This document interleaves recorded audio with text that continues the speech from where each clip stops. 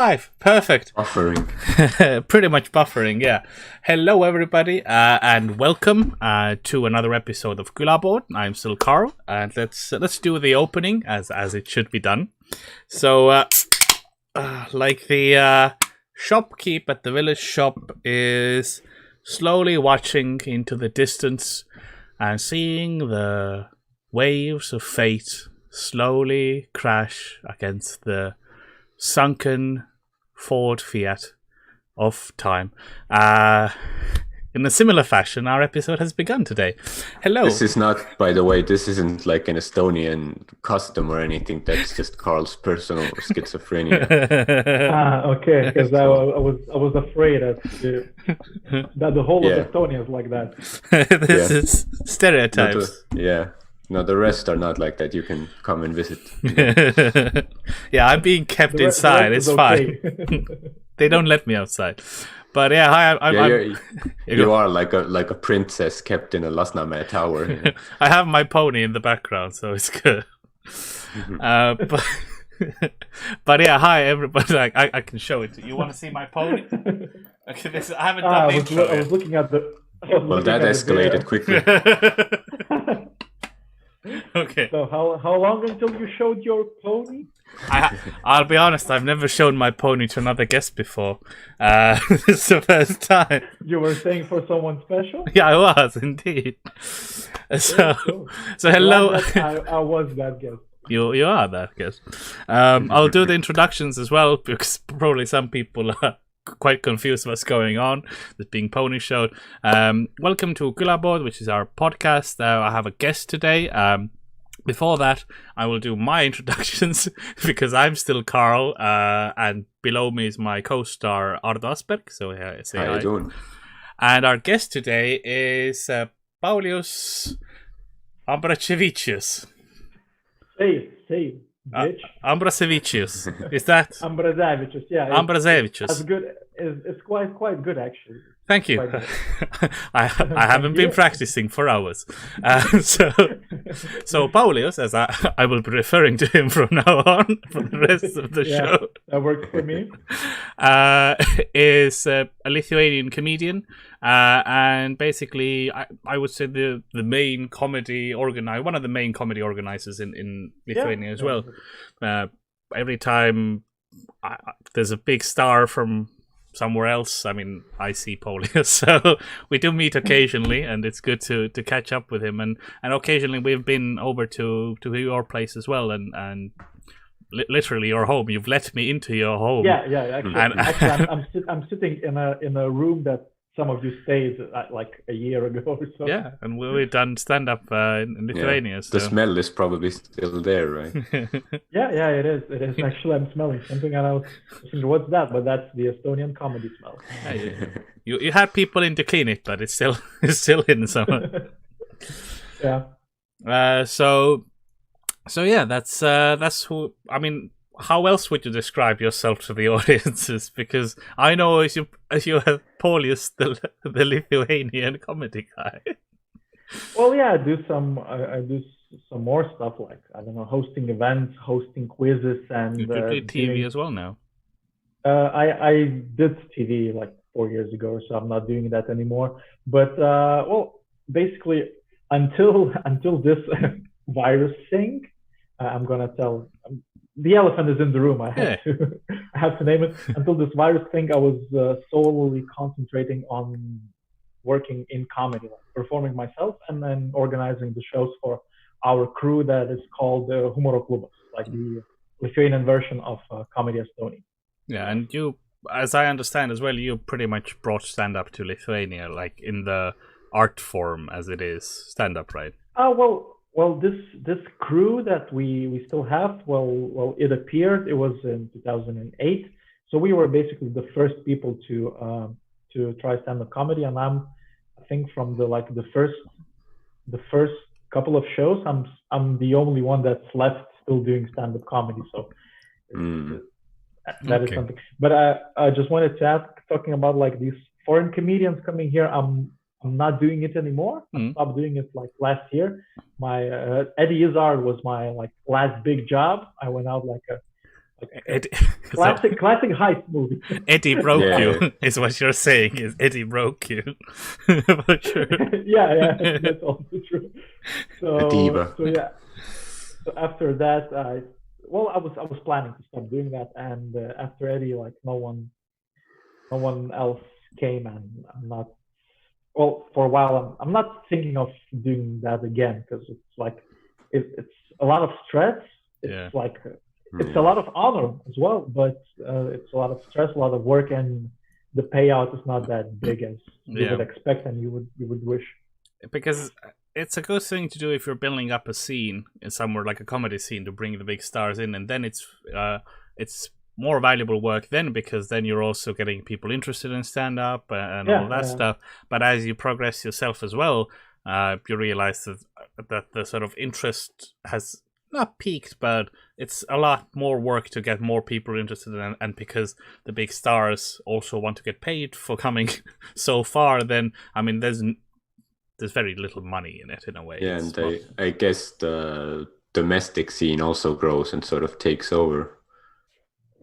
Yeah, I think we now have quite a good domestic scene, like more comedians than ever. The open mics are booming. Like I don't even and then like it's still at this point at this time of my career, I prefer to perform myself and tour around Lithuania myself than to bring some even like great comedians from abroad. Yeah, I mean, for you as well, like you got, you broke through quite, like, it's difficult to explain to the Estonian audiences how famous you are in Lithuania. It's also like compared to us, for example, like stand-up wise, because like walking on the street with Paulius, you can see people stop and look at him, like, oh. Like people stop on the street and turn around. So they're like, "Wow, Paulius being bothered by a homeless man. Maybe we should go help."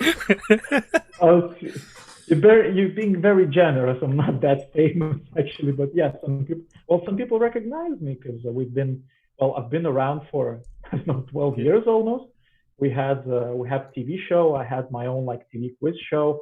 I'm active on social media, so yeah. It's natural that some people recognize me on streets, and it's part of the job. Yeah, it is, but it's also like from a stand-up perspective, like because you then got to break through quite early on getting on TV, getting Humoroklubas and so on TV and stuff, and then that opened more doors. So it's very nice to see that happening in one of the Baltic countries as well at stand-up, because it's been a different journey for us, right? Well, so, for example, some of the guys from our crew that used to perform with our crew, they're like, I'd say A-level celebrities now in Lithuania, like doing huge TV shows and hosting huge events and stuff like that. And like two of those guys have their own arena tours that they do, like stand-up comedy every once a year.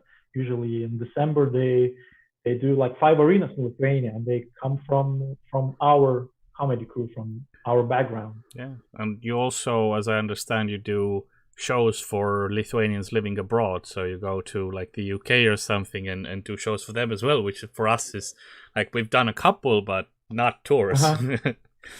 Yeah, we've done. Well, actually, we were planning to just the start of April. We would have gone to Denmark to perform there because we haven't been there for a while. And it has a lot of Lithuanians living there, so it would have been a great trip, but fortunately it didn't happen. Now it's postponed until the end of October, but it's still at some point I'm hoping we will go there because Denmark is really good. I love Copenhagen. I've been there a couple of times. It's very nice. It's great. But yeah, it's because the population is pretty much double that you have in Estonia, so it's like 2.8 million or something, right, in Lithuania? Yeah, something like that. Yeah, it's like if you include like a lot of all those Lithuanians that live abroad that are still our audience, and we can go there. I don't know, it's up to 3.5 million, maybe not more, but like UK has a huge Lithuanian population. Norway has huge population. there are Lithuanians living in Denmark, Sweden, Germany, and everywhere else. And it seems like the Lithuanians have a bit more of a sense of community than Estonians do. It's like when Estonians go abroad, they're like, "Fuck, I never want to see another Estonian again." That's interesting because there are some Lithuanians also think that way, but the majority like still have sense of community. And there are we're not the only like crew or group or a band that goes to perform abroad for Lithuanian communities. Like a lot of other even comedians, they perform in the very same like Denmark, Norway, and UK and etc. Ireland. Cool. We went to Dublin last year. It was great as well. Yeah, I guess Estonians would like mostly go do an Australian tour or something like that. That's where most of the Estonians go, but that's a long trip to go as well. Like Denmark is a bit easier, I would say. But still, there aren't that many Estonians even abroad, I think. Well, if you compare it to Lithuanians and Latvians, maybe. I guess, yeah. Generally, even if there isn't.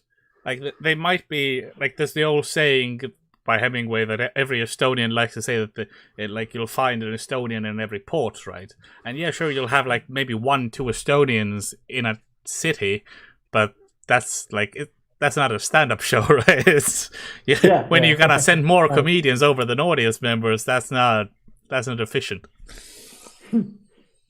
Yeah, but so you've been doing stand-up for a while, and how did you start with stand-up anyway? Like, what was the driving force for you to start with stand-up? I'm not sure actually. Well, like the first ever stand-up comedy show in Lithuania happened on the 6th of August 2008, and I knew the people that were involved in it, and like they were friends of my friend. And I went to the show. It was like, I don't know, maybe 40-50 people in there. Small venue, and it was good. I really liked it. I really enjoyed it. And I was interested in stand-up comedy already. I was like watching George Carlin, Eddie Izzard, Dylan Moran, and stuff like that, and the comedians like that. And similar start to me, by the way. Those were my comedians as well when I was also Jimmy Carr, because he was around as well. And I went to the second show. There were the same people performing there as well. And I was actually invited to the third show. The guy who were organizing, like the friend, like she was my colleague, Anastasia. She told her friend who was organizing those shows that I have this coworker who can't stop joking at work, and like, because I did that a lot, and he just asked me, maybe you want to perform, because there weren't any people who wanted to do that. And I went there, and it was October 2008, and it went really great. And my first show was good. I really liked it. I myself liked it. The audience liked it, and that's how I started. And that's it. And I've been still going almost 2 years, 12 years later. That's good. This is a painful question from a comedian. Well, how long did it take you to bomb for the first time? Because for me, it was the second show. And I think what I've spoken, most comedians, second show, you bomb the hardest. Yeah, we have the same thing is in our community as well. We talk about it all the time, because especially, if your first show is bad, I think it's quite good, because you have to get some sense of yourself. Yeah. If the first show is good, then you next time, like, yourself, Comedy King coming in. Yeah. Sort of expect to get a contract from HBO or Netflix or something like that. I know how to do this. So you think you know all, like you know how to make audience laugh, and you think that everything that you say is funny. Stuff like that. So I bombed quite hard on my second appearance, and I think it helped me to become better in the future. Exactly. And basically, all the comedians that I know now that are performing now in Lithuania, doing that professionally or semi-professionally, I think majority of them, like 99% of them, bombed on their second show. Also, it's the same with music bands. It's called the second album syndrome, or something like that. Yeah. Because when you're recording your first album, you put everything you have done until this point, and when you're doing the second album, you just have like the time from the first album to the second album to put it in there. So yeah, it's very common, and every comedian in Lithuania knows the thing that the second show. Yeah.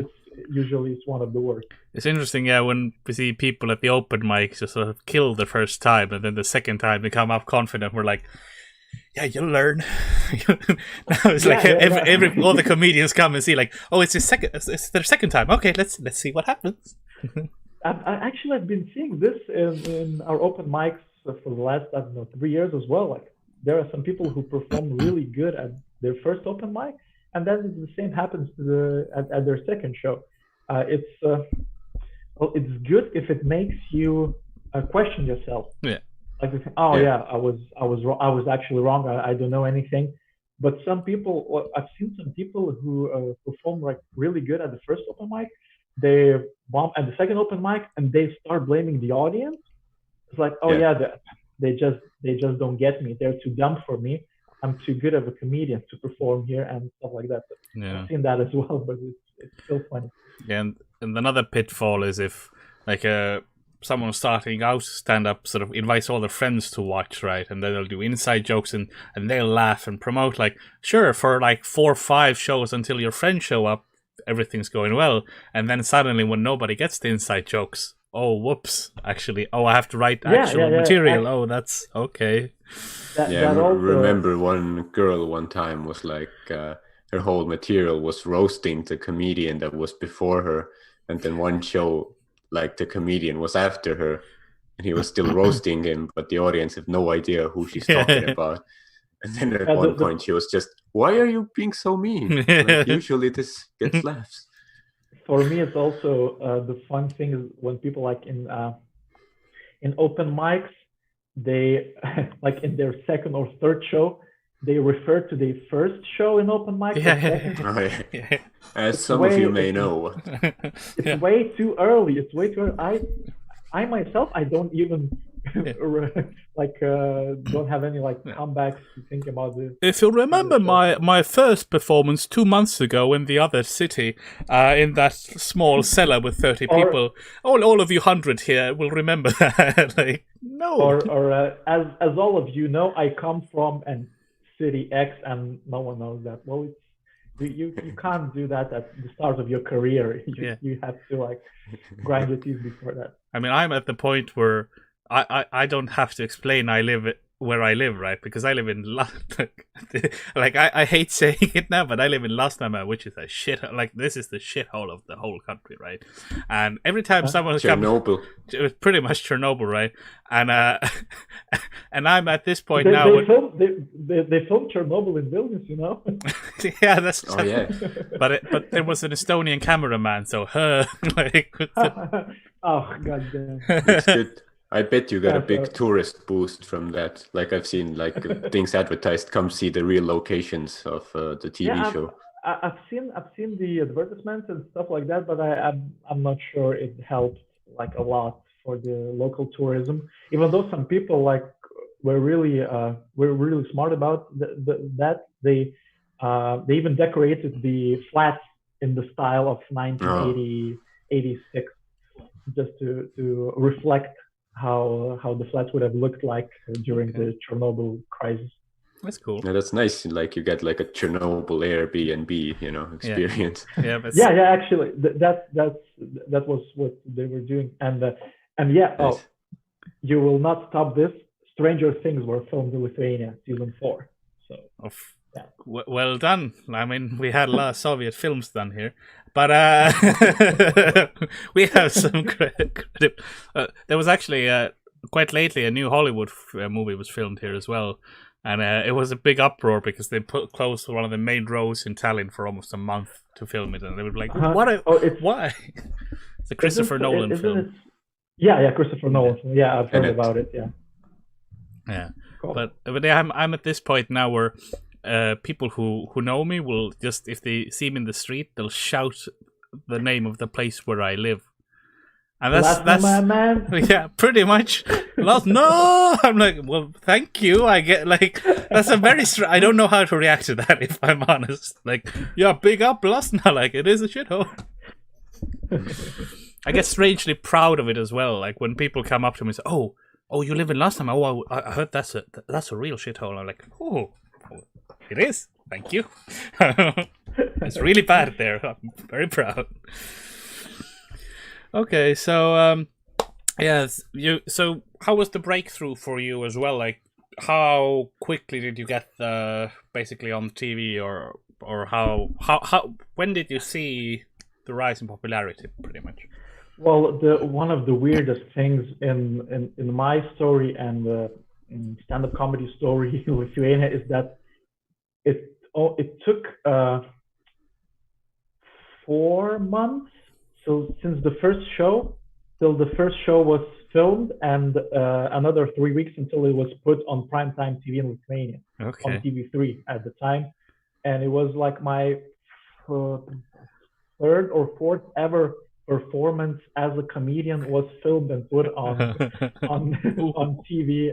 But it wasn't your second performance. Yeah, I'm very glad. It would have been a very different story.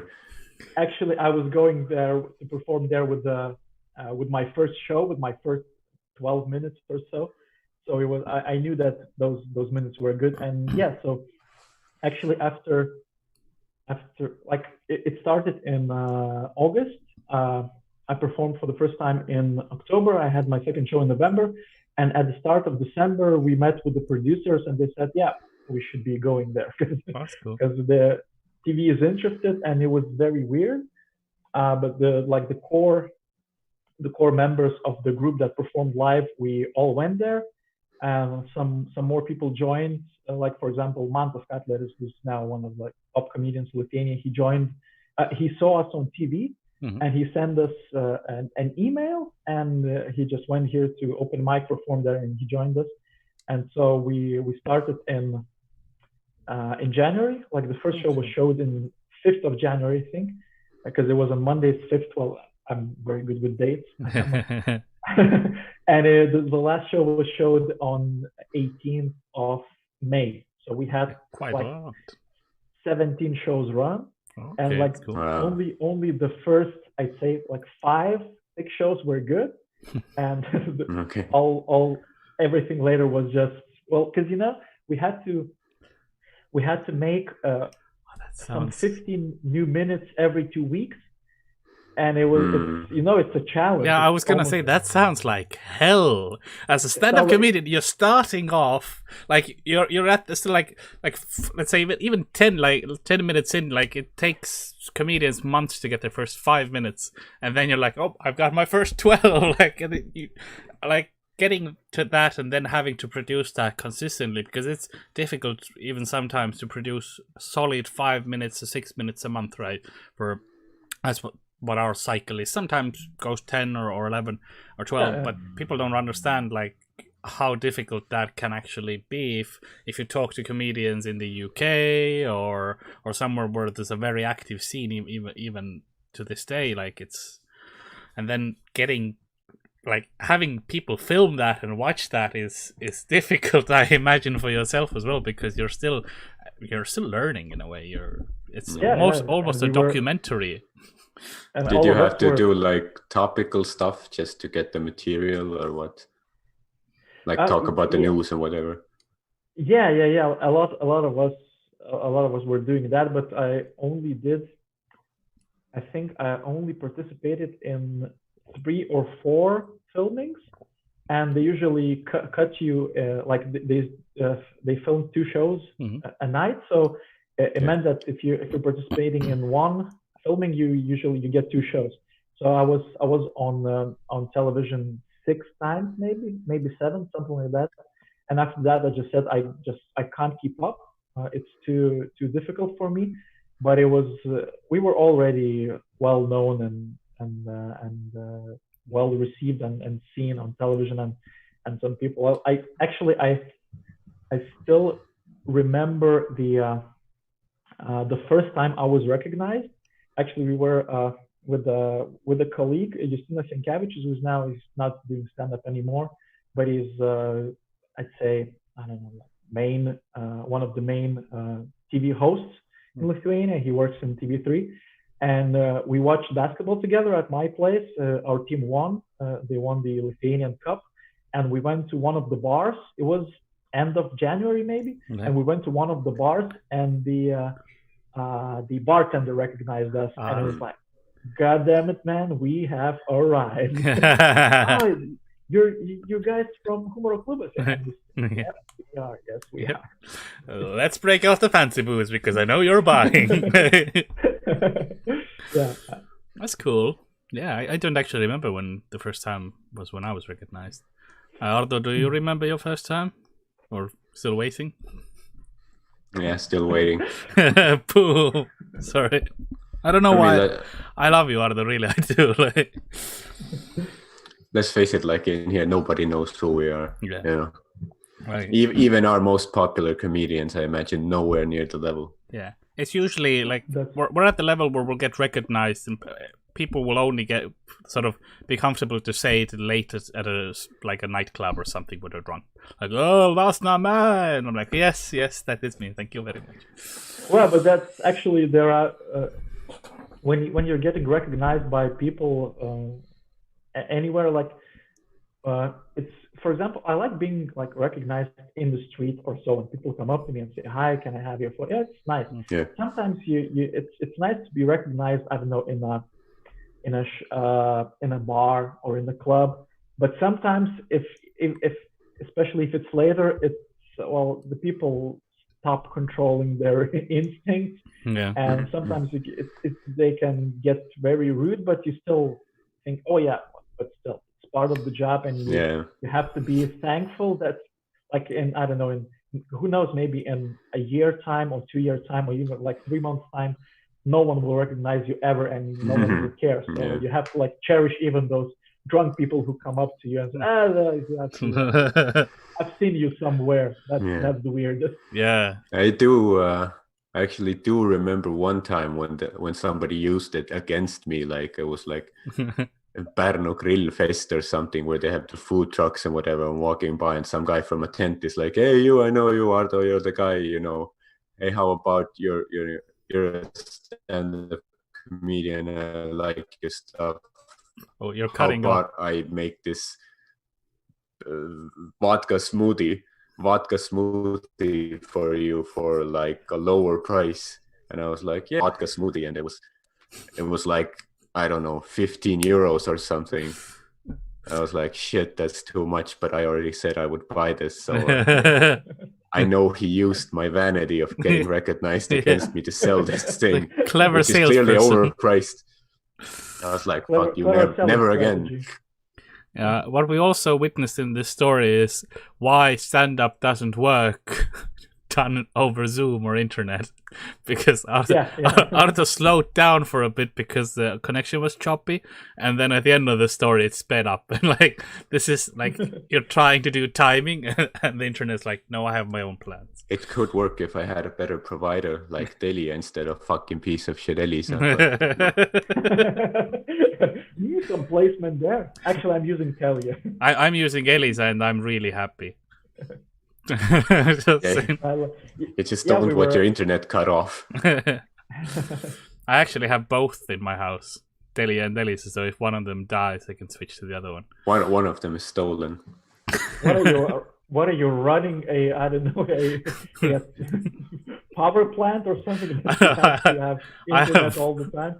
He's making YouTube lives and running a child prostitution ring on the dark web. No. I feel somehow legally I have to say no to this. Like, I have just there's a lot of gaming going on in my house, so there's a lot of connection. Well, you say a lot of gaming on in my house, like it's not me. You're playing, but yeah, it's my parents. And literally, my parents play more games than I do. So okay, man. So it's the other rooms that are like a lot of gaming is going on. Sounds like mistakes were made. Yeah, I'm You're actually not saying that you're the one who made the mistake. I'm actually in RuneScape right now, but hey. That's why sometimes you get a bit of a like blur. Yeah, no, that's because if I do like, yeah, it's autofocus. Now it's just weird. Glitch in the matrix. I'm not real. So how I guess I'll go to the we kind of got the background for you that how stand-up was. And how often do you do stand-up now? Like, how often do you have open mics and stuff, if I can ask? Well, before the virus.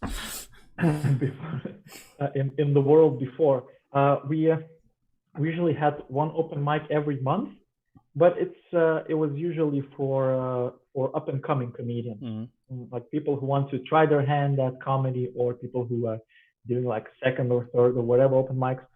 Usually we work. I think we work a bit differently than you guys, because first of all we don't have solo shows. We have showcase shows, or like 4 of us are touring all the time. Me, Mantas Bartaševičius, Dominykas Klajumas, and Vaidotas Šužinis. We are performing. Saying those 25... family names just to taunt me there with that speech, sir. I am Karl-Alari Varma. Oh, well, that's good. So yeah, all of us, we have like 25 to 30 minutes each, and we travel. We spend like a year traveling around Lithuania and abroad, doing those shows. We last year, like we had tours. The last tour had, I think, 70 shows or so. Okay. So after we end this cycle, or we start preparing for the new cycle, and then we start going to open mics. Okay. And we are going like to other open mics, because there are other comedy crews who have their own open mics. So we go to perform there. It's like, it's not your typical audience, so you can work on that. And we start working on that, and then we do like 20, 30, 30 minutes each, and then we start another tour. And if you go to like every open mic going on in, let's say, Vilnius, or let's say, well, Lithuania is a bit bigger than Estonia, but how many could you go to a month, let's say? 3 to 4 maybe. Okay. Not more than that. But I think it's quite all right, because if you take into account that 2 years ago it was only hours open mic. Yeah. So, and there is the difference as well, that in a year you don't have to have, because we have solo tours, then there are also the group tours that we do during autumn. Then we also have a summer tour, and so for some people it's like 2 hours of material every year that they need. For some it's an hour, or 40 minutes. It's still a lot of material, so we need to have more mics in a way, because we have to churn it out. And also the audiences are mostly the same as well, so like we have to do the same, like we can't do the same material. Even in an open mic, you sort of have to, what I'm trying to say is you have the same audience at the same open mics, right? So at a venue, so you can't test a joke like multiple times in the same place, so you have to have a new place in a new city or a new area. So yeah, I've heard that I haven't been to one of I know some of the guys have been to Lithuania to do the mic, but that you have like an insanely huge open mic of like how many hundred people? Yeah, well, I think our record show was, it's hard to tell, maybe it could have been 320, 350, something like that. And the venue was packed. It was packed up to the rafters, and it was quite complicated. But it's good for the comedy. Like the closer the people are, the better it's for the laughter to spread. Because it's a very comedy club vibe as well, because you have tables and you can reserve tables and sort of sit and so on. Yeah. It's not, our open mics are usually rows of chairs, just like no tables or anything like that. So it's but I think I would prefer chairs anytime, like in any of the shows. So I love performing in theaters, because they are specifically built for that purpose. It's like we're not doing a theater show, but we're doing a comedy show, but it's still like the same type of show. So I love and how they can squeeze like hundreds of people in a place that looks very small. So it amazes me. Like when you see, I don't know, it looks for you like a couple of rows of chairs, but you know that there's like 150 people, and you're like, what? And sometimes I just even like start counting. Or just like, this can't be right. yeah. That's the strange thing. Is like, I don't know how it is, and we'll get to that. The regulations coming up during the summer and so on the event sizes and so on. And usually it's like, oh, you can do like 50% of the capacity of the room. And it's a lot of the venues we do, like, nobody knows what the capacity is. It's like, how many can you get in there? Like, there's never been any fire safety done in most of the places in Estonia. Like, you don't know what the capacity is. Like, we probably know more than the venues in a way. Yeah. But one of the things I saw as well I've done a couple of, actually my first ever out of Estonia show was in Lithuania. I was in, and it was, I would say it was a harrowing experience in a way, because it was going well up to like minute 6 when I had completed my material, and then I said thank you very much for. I've been Carl, and now back to our host Lewis. But Lewis was backstage having a shit, so so for the next 3 minutes. I had no material. I was like my second month of doing stand-up. I had like, again, 4 of 3 shows behind myself. And now I'm like, okay, let's riff on like Lasnamäe stuff in Vilnius. Like it was awful. I died at the last minute. I killed at the 6th minute. Somehow I don't remember that. Yeah, I do. I remember it. Like, I'm sure the audience remembers the good bits. Now you're getting like Lewis just bought a grill. He's talking about grilling, and Carl's just getting flashbacks. Like, no, I know what this will lead to. You're gonna take 1 hour long shit because of it. It was 1st of May 2012. I do remember the. I don't remember the date, but that sounds about right. And it was my actually was my first. Was my first experience with having foreign comedians over. Oh, okay, cool. Like it was cool. It was great. Yeah, I remember the other comedians, Ahmed Berhan and. Ahmed was very fun. Yeah. Nikolai Antonov. Yes. He was really fun as well. Like he's a very interesting personality. It was fun traveling with him, both of them actually.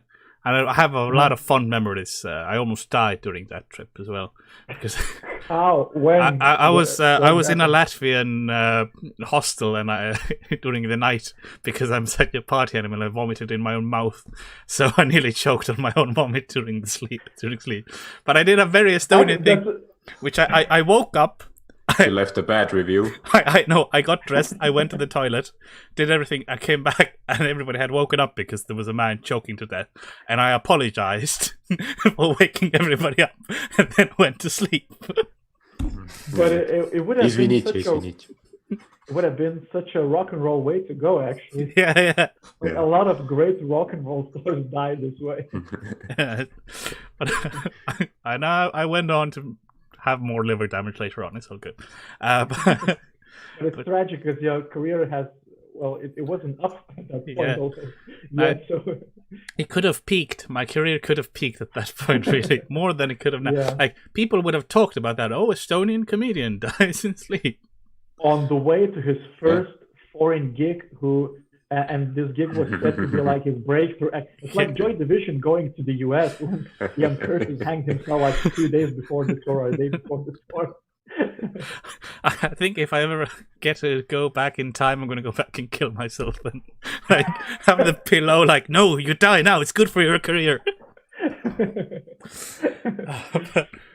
But yeah, I remember also from that trip, I got the best potato pancakes or hash browns, as they are called. I still dream of those. Pancakes. I still dream of those, I have to say. Like, I haven't had any as good as those. Like, every time I eat potato pancakes now, I think of that place. And I was there last time, and I couldn't find it. I was like trying to find it. I just couldn't. I think it had closed or something. I'm not sure. Don't remember the name of the place. No, it was just like a little pub or something, like sitting outside. It was lively weather and everything. But one thing I do remember as well from my last time I was there is an interesting tradition you have at the open mics, which took all the comedians here by shock, which is that if someone's bombing on stage, the audience starts clapping until they get off the stage, like a slow clap. Yeah, but actually, from like this season, the season starts in September. I kind of banned it. Every time you got on stage, people started immediately. Like, is that the problem? Actually, when I go on stage, like at the start of the show, I said, and yeah, from now on, no slow clapping because it's desensitizing, it's demoralizing for the comedians, and it fucks you up really, real good. So, and usually as the joke, as per custom, people start slow clapping while I'm saying that because they're a comedy audience and they came here to. But it's and since then there have been some times when people started, but not many people are joining in, so it kind of dies out, and but I think it's better because it was just savage. I'd say, especially if it's your first time and you're like 300 people doing that. 300 people, and it's way too hard. Yeah, it's united in hate. Yeah, but as far as I've seen, some of the audience members, they usually would come to the show thinking of, well, I'm gonna clap someone off today because it's a bit, and that's why we tried. Because my fucking bitch wife left me, I'm gonna go and fucking clap. Yeah. I also think that it's, for a comedian's perspective, it's a more of a learning experience of if the audience have to listen till your 5 minutes are up, right? Like it puts a bit more pressure on the host to get them off the stage quickly if they're like they don't go over time too long with their bombing, right? But it's also a more of a learning experience, like, oh, maybe I can pull them back somehow or get that, like, because you still get more stage time in a way, and maybe in the end you'll do something funny and it might click, oh, this is actually what a joke is. Yeah, but when like this happens, okay, this is fucked up now, and then I guess you sort of freeze up. There have been some times when comedians on stage, while being clapped off, they kind of managed to turn the things around, and it was some of them like really, it's like it was like trial by combat, and they won. Like that. That's like a Bill Burr Philadelphia incident, kind of. Yeah. One of those. But with the clapping, do you get many hecklers as well, or is that culture not really that much? No, we're really glad that we don't get too many hecklers, because I think we had some at the start of stand-up comedy in Lithuania. I had a heckler when I was doing it on that first show as well, I have to say. Yeah, so they were just kind of not. I think they weren't even aware that such thing as heckling exists and it's part of the culture. They was just rude people who hated the person that is performing to them. But during the years it kind of died out, and usually what you get now, you don't get like real hecklers, but you get the people who are like get drunk and they just shout random nonsense. It's not. It's just. They're still in their own. Sorry, go on.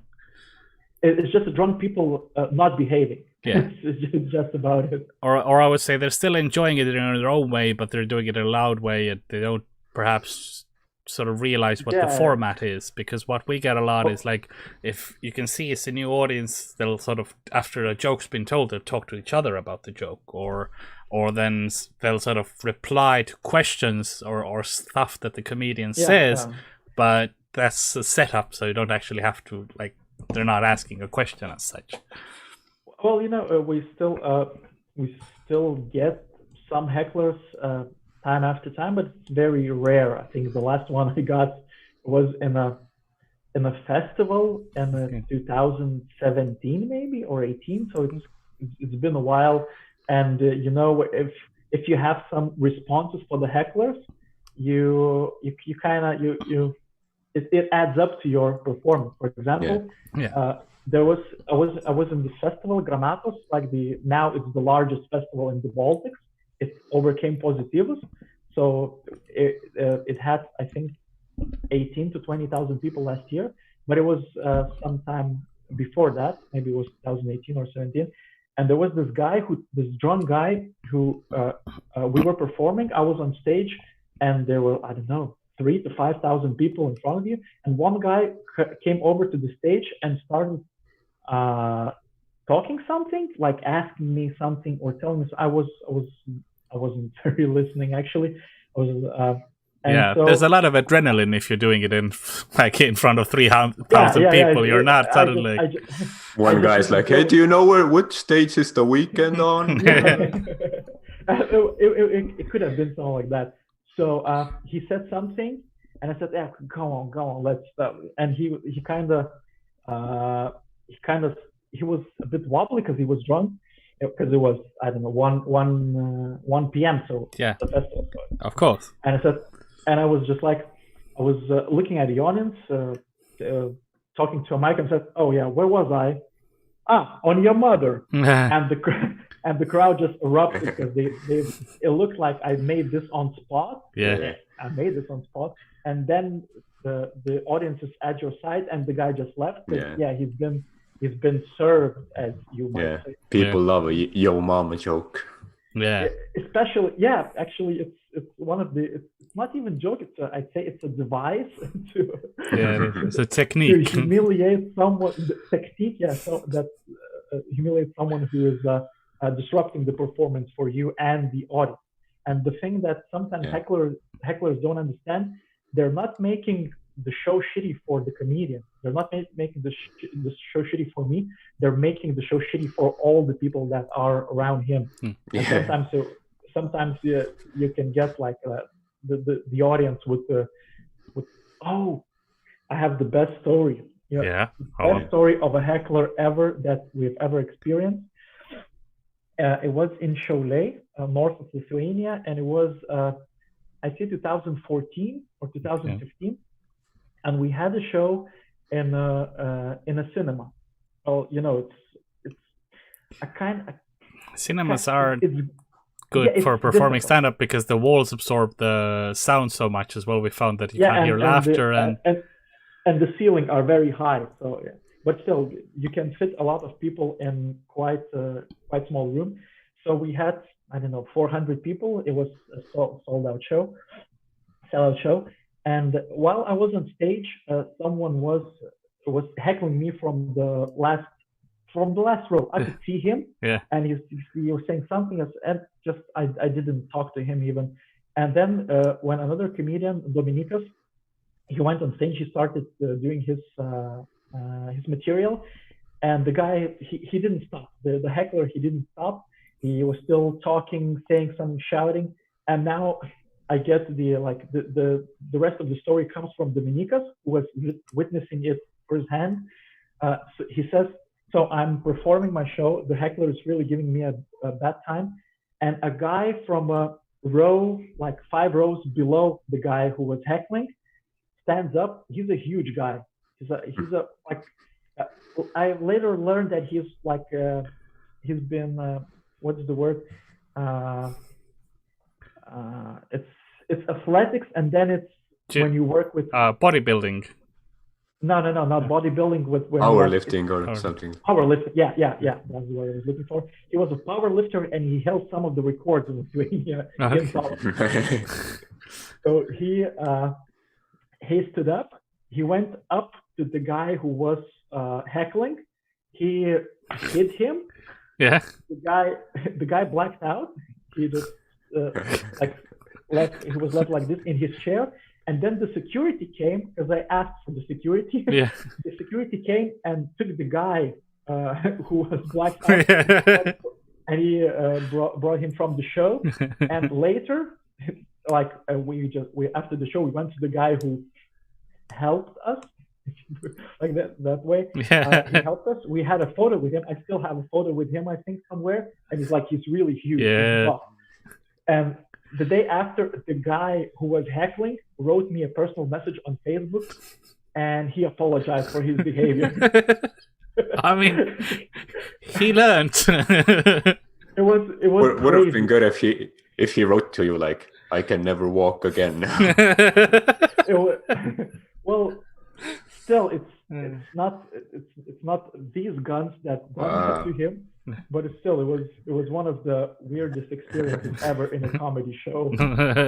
It's nice when the audience helps you out. Yeah, and that's one of the examples how like this guy was making it hard for that guy who was 5 rows down to enjoy the show, and the guy just started knew that himself. Yeah, that's something I always when hosting as well. The first thing I go to is like make it obvious, like the audience, like, do you want this guy removed? Kind of like if you talk to the audience in that way, and everybody say, "Yeah, shut up" to the guy, then often enough they'll shut up at that point. Sometimes they won't. I mean, there's been plenty of times I've had to deal with those people.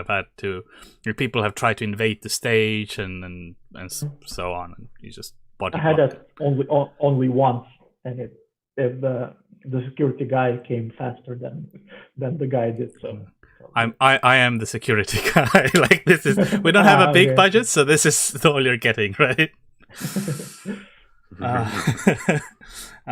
Looking at chat as well for occasion now, because I will go to another topic as well. I want one more topic before I do a game. People are mixing up Lithuania and Latvia. They're doing Latvian stereotypes too. No, Paulius is Lithuanian. He does not have 6 toes. It's okay. It's like it's the one over. It's not directly south. Yeah. It's like it's the one down. It's the one closest to Poland and Germany. Then there's stuff I'll ignore, and that I always have to ignore for my own mental health. And that was the show. Okay. Yeah. Okay. But how? One more thing I wanted to ask was that when you started, or stand-up started getting more popular in Lithuania, did you also get a wave of older TV stars or theater actors starting to sort of basically steal material from, or translate material from another language and then do stand-up shows as well? Because that's a thing that happened here. Actually, I've talked about this thing with Luis. Okay. It was a few years ago when you told me this, and we don't have this in Lithuania at all. Okay.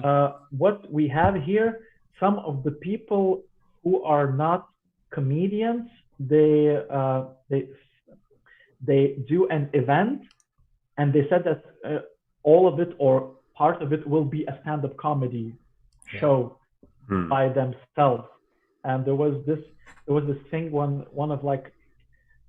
of the influencers who is also a stylist and also like you know the kind Agnė Gilavičiūtė in Lithuania. She said she will be doing an arena show while she will be talking about clothing and stuff. It was very mixed message. Yeah. And she said that part of it will be a stand-up comedy show by her, but as when it was closing, when the show was nearing, the word stand-up was less and less used, and I think at some point they stopped using it completely, and they haven't used it at all. Like so, and there are some older comedians and some comedians of different genre. I don't know what's the thing with Estonia, but variety. We have a lot of comedians, not even variety. The guys who tell the thing. We call them anecdotes in Lithuania, but not the anecdotes in English way. Yeah. An anecdote is a funny story about a famous person. It's like they do jokes about, I don't know. There are jokes that are in the sort of common collective consciousness already in the sort of, it's almost like folk tales or fairy tales, but in joke format. We have Jukku, the main guy is a child named Jukku who usually does something We have Petrukas. Okay, yeah. and they, little Peter, and they are all translated from Russian language at some point. So we have comedians, older generation comedians who do that, and they started branding their shows of the same anecdote as stand-up comedy shows, which they are not. Yeah. So yeah. But no, like I haven't seen the thing that you mentioned now, like famous actors or TV stars uh, suddenly doing stand-up comedy. But although it's a buzzword now in Lithuania, it is, and it's been for last couple of years, I think.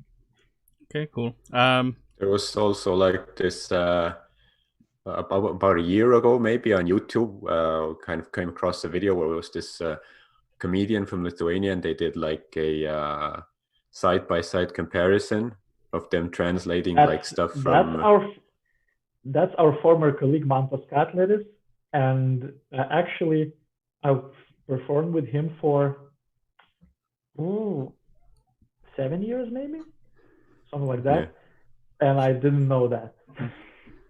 And now, when I look back, I can see some jokes that were definitely stolen. I still discover some jokes from other comedians like Nate Bargatze or Sebastian Maniscalco when he was doing that while touring with us and saying that, I hate the comedians that steal. I'm not one. And it's still tough.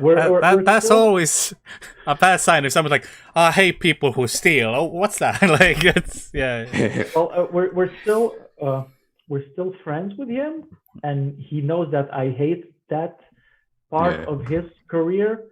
But it's still. Sometimes when I think about it, still, I don't know. I kind of feel, I don't know, violated even. Like you were one. Well, it is like kind of the worst thing you could do, like as a stand-up comedian. Yeah. But the sad thing about it is that a lot of people in Lithuania, they just don't care. Yeah.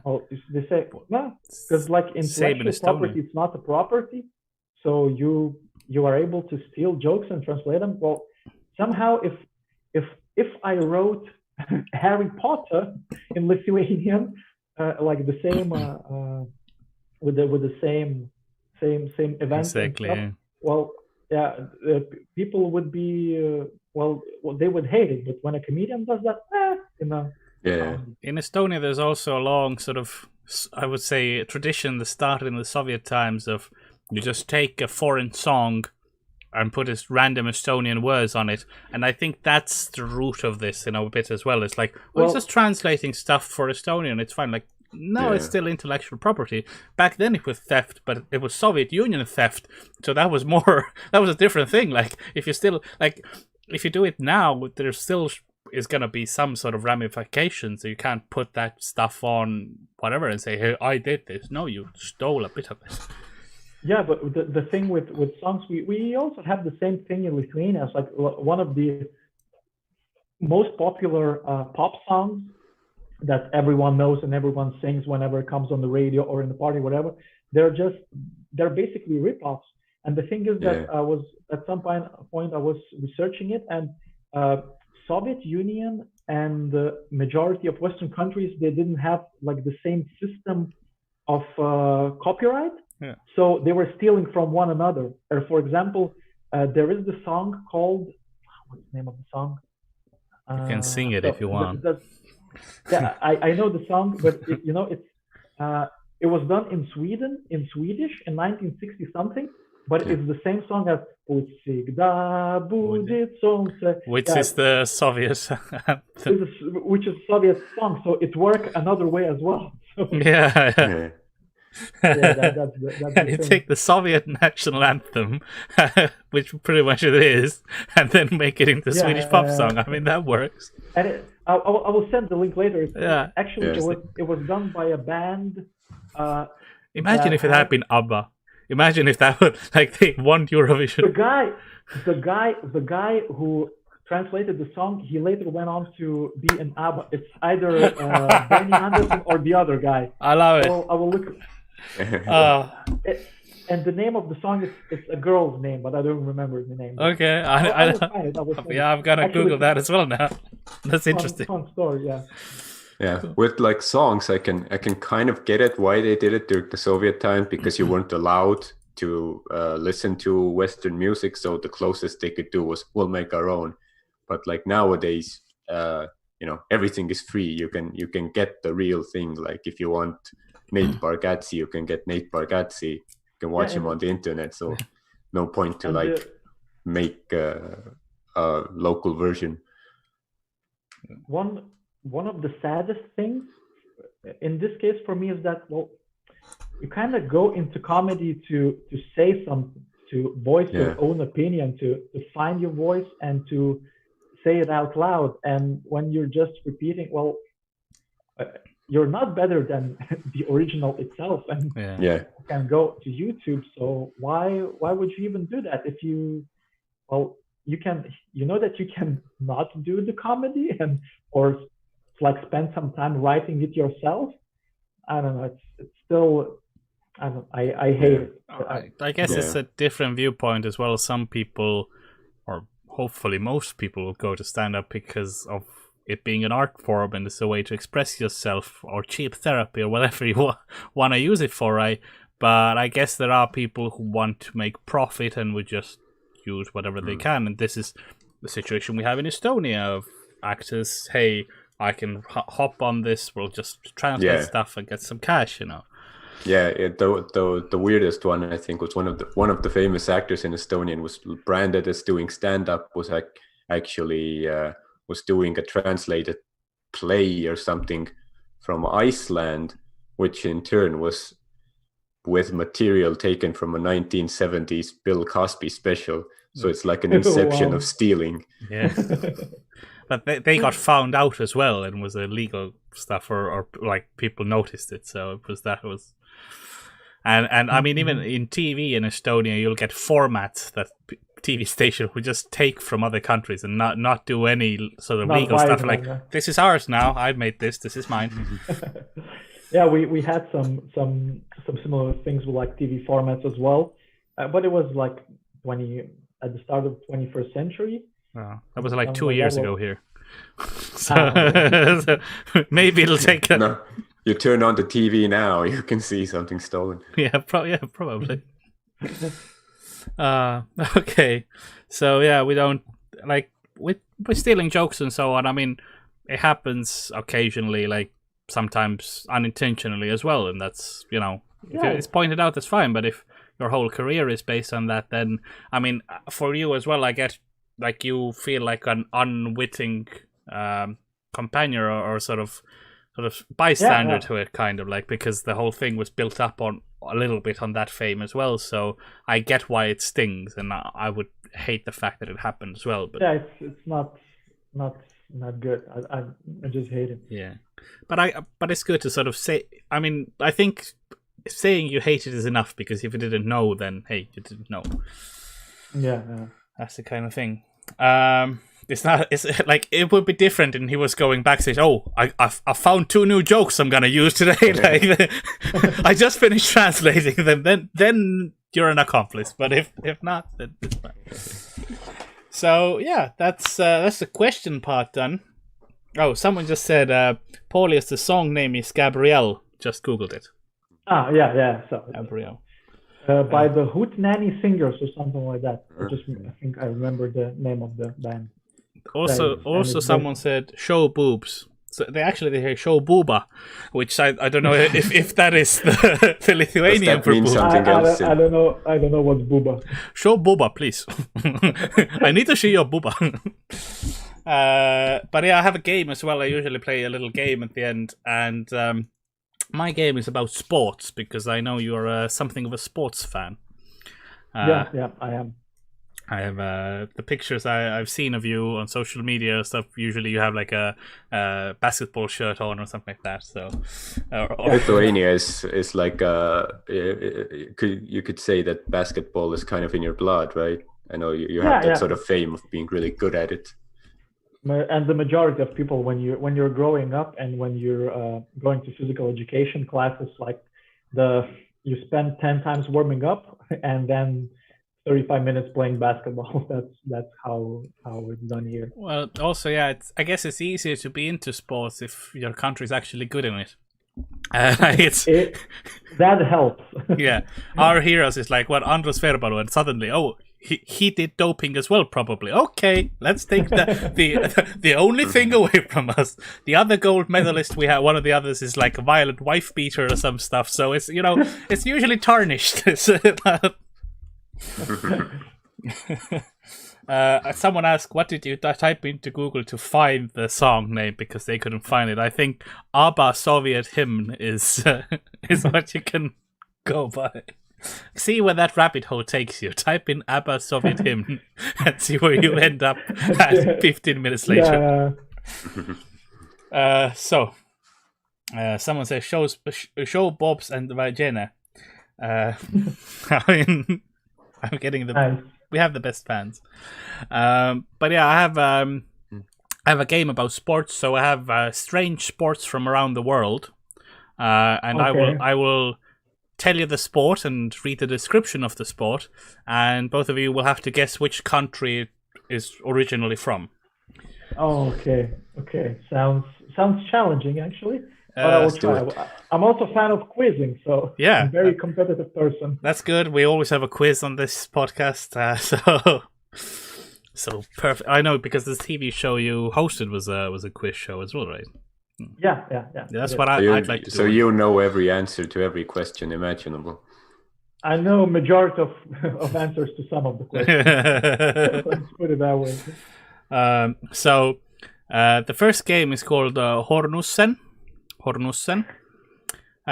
So the Hornussen is basically, you have a puck, or like in hockey almost, but it's not flat, but it's vertical, more like a slab, right? Like more like this. This is the remote for the monitor, and so this puck is then tossed into the air with a whip. So you whip this puck, and then it flies over a hill, and then you have the opposing team of 18 players with sticks with like placards, like you have a demonstration, right? You have them with a stick, and they have to throw the stick with the placard on, or the plank on it, so that it hits the puck and it doesn't land, right? Because then you sort of measure how far this, I say, ball puck goes. So and you have 18 people on a hill trying to throw a sign pretty much at it.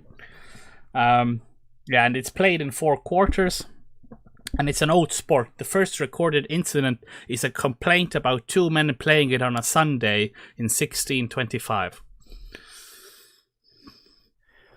Okay, so first of all, whipping a puck sounds like a euphemism for masturbation. Yes. And I'm going to use it from now on.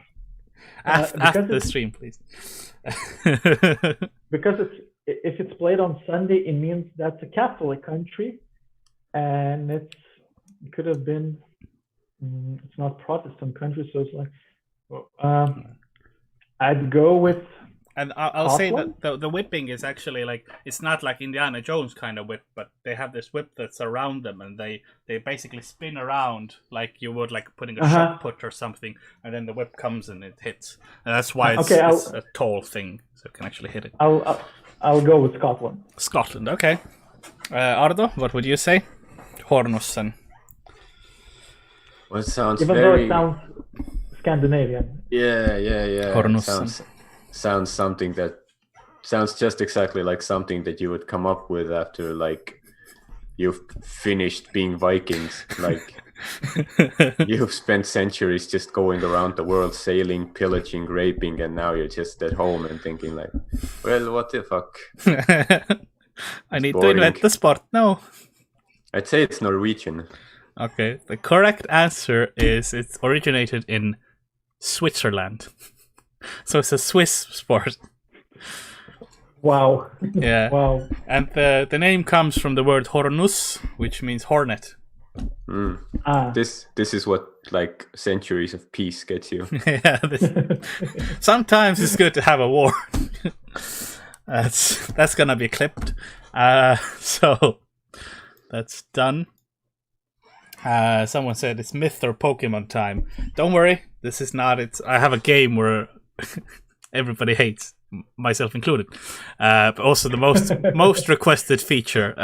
Like all the participants hate it, but everybody requests it, which is basically I read the name of a being, of a creature, and then they have people have to guess if it's a mythical being or if it's a Pokemon. Like that's the quiz. Okay. And everybody hates it. Are we doing that? No, we're not, because I have to get government licensing for that. Yeah. I don't want an international incident here. So the next one is called Juhigassen. Juhigassen is played between two teams, each with 7 players, and it's basically a huge snowball fight. So when a player is hit with a snowball, they're eliminated from the game. And safety precautions are key. Players wear specialized helmets with face shields. And before a match, they can make like up to 90 balls already. Like, so you have basically have an arena. Like, think of almost like a paintball arena or something like that. But instead of paintballs, you use snowballs that you can sort of make stashes of somewhere. And you have one hit, one life, one opportunity. This is everything you ever wanted. Exactly. So Juhigassen. I'd say Japan, maybe. Okay. And Ardo, what would you say? Good guess. I'd say Iceland. Iceland, okay. The correct answer is Japan. It originated in Hokkaido. Sounds like Japan. Yeah, I was like, do you speak Japanese? No, I don't. But it's the name and the way I imagine Japan would just fits perfectly. Well, I actually played in Norway. The last championship was played in Norway, so a lot of the basically countries with snow will play it. Yeah, it's probably not like popular in Jamaica. Yeah. And I have the third one, which is a very simple English name. It's called hobby horsing.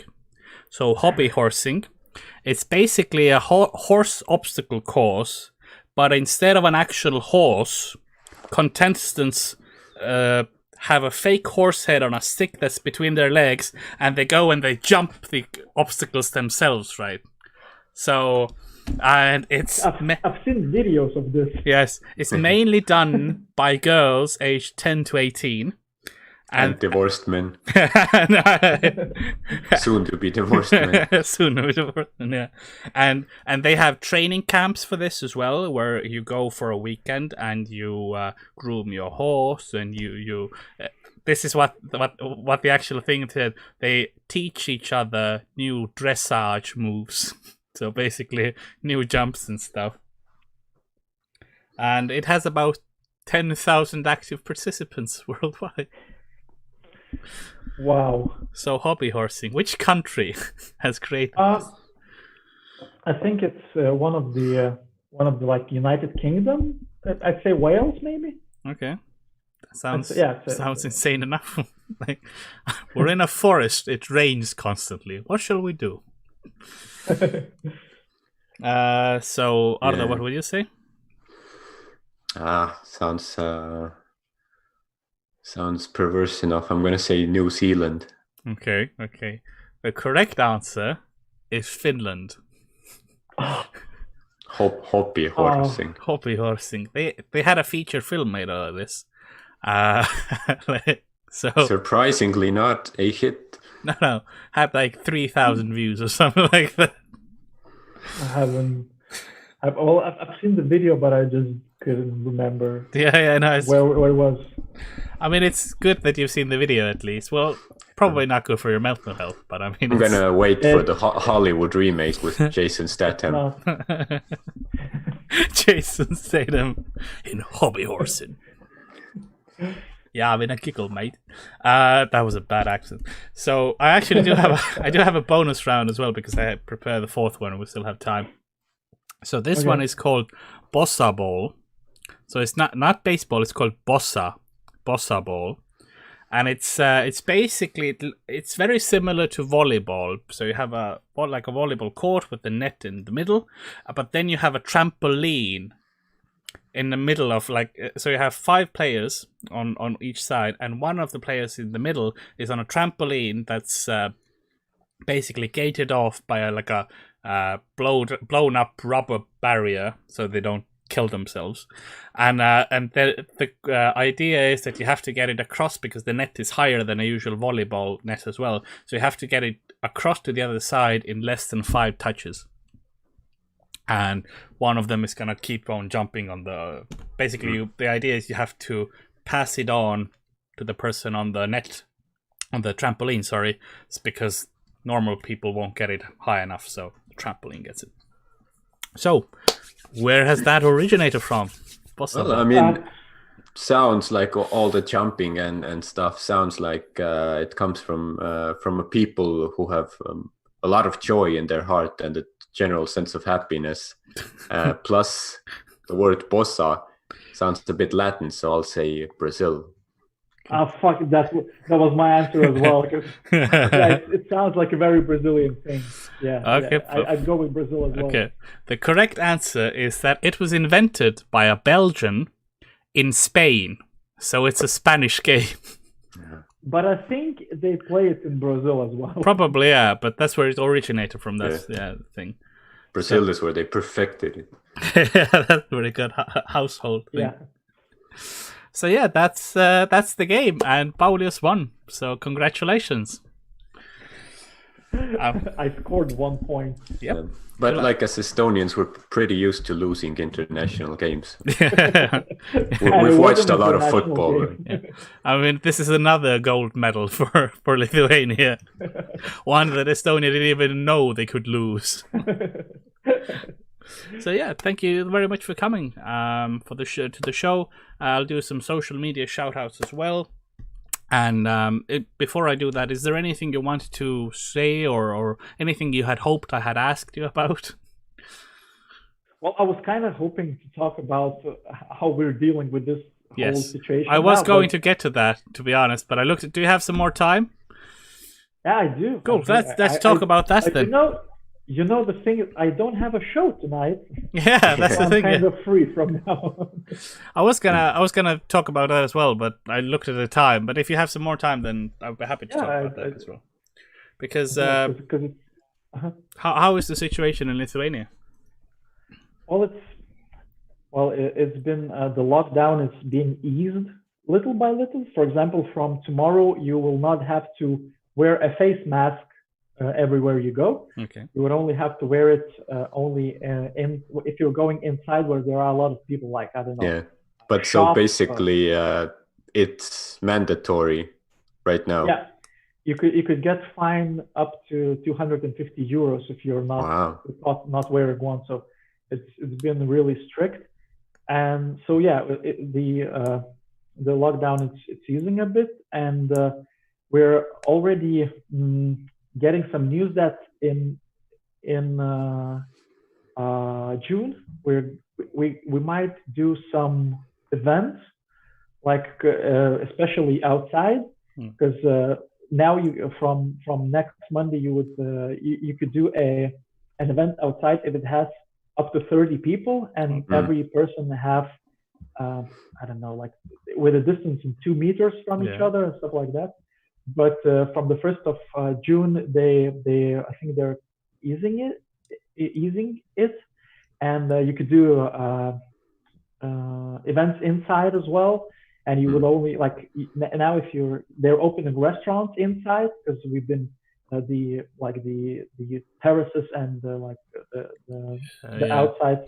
The weather's going nice, so I actually wanna. Yeah. Well, actually, talking about the weather, yesterday we had shitloads of snow. Like 2 days ago we had snow. Yeah, it was so weird. And today we had some hail. Okay. We had a hailstorm. The weather's like, don't go outside. No, it's too early. Don't go. I'm trying to save you. But the hardest thing now, I think, is like we don't know when we'll be able to do the shows that were planned. We've been postponing them. Like we had, the thing is that we had a lot of shows in March. And we had almost no shows planned for April because one of the guys, Vaidotas Šiožinis, and his wife, they had a baby, and so knowing that we left some time for him to stay at home, and he's having it more than he ever asked for. So we still have some, I think, 17 events that was postponed. Like from March, we postponed them to May and June, and now we're moving them to September and October, and hoping then we will be able to. Exact same here. Do that.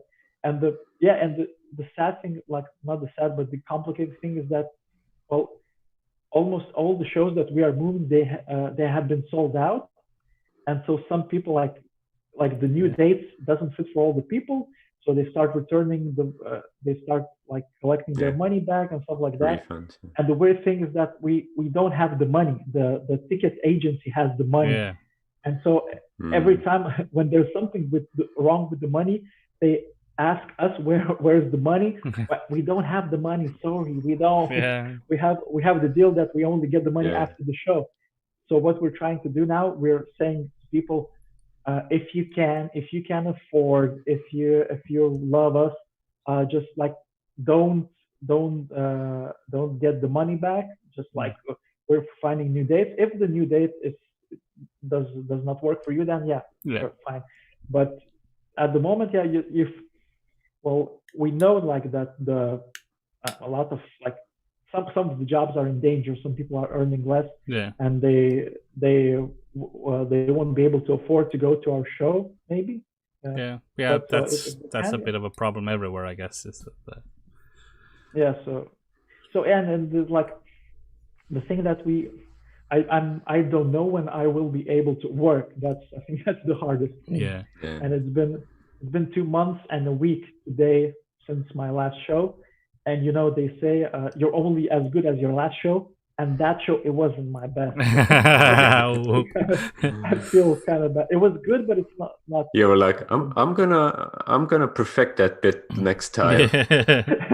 Yeah, but the thing, like we're looking for some like new forms or ways to perform, but for stand-up comedy, it's just not working out. Like the streams, the stand-up comedy streams, it's not gonna work out.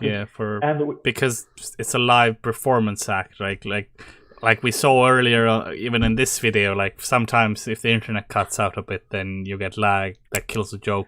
Something from the other side kills the joke. Like there's so many more things that can go wrong with a live broadcast. Like also, not even taking account the fact that as a performer, as a stand-up comedian, you're interacting with the audience all the time, so you get the laughter back, or someone says something, or you get that, but now you're just doing it to a screen instead of pausing for laughter or hoping someone is laughing. But it depends if people are in their homes as well. Then another issue is that you only, like, we're herd animals, so we laugh when there's other people around. But if it's just yourself, even if you're watching your favorite stand-up, you'll smile, and that's it.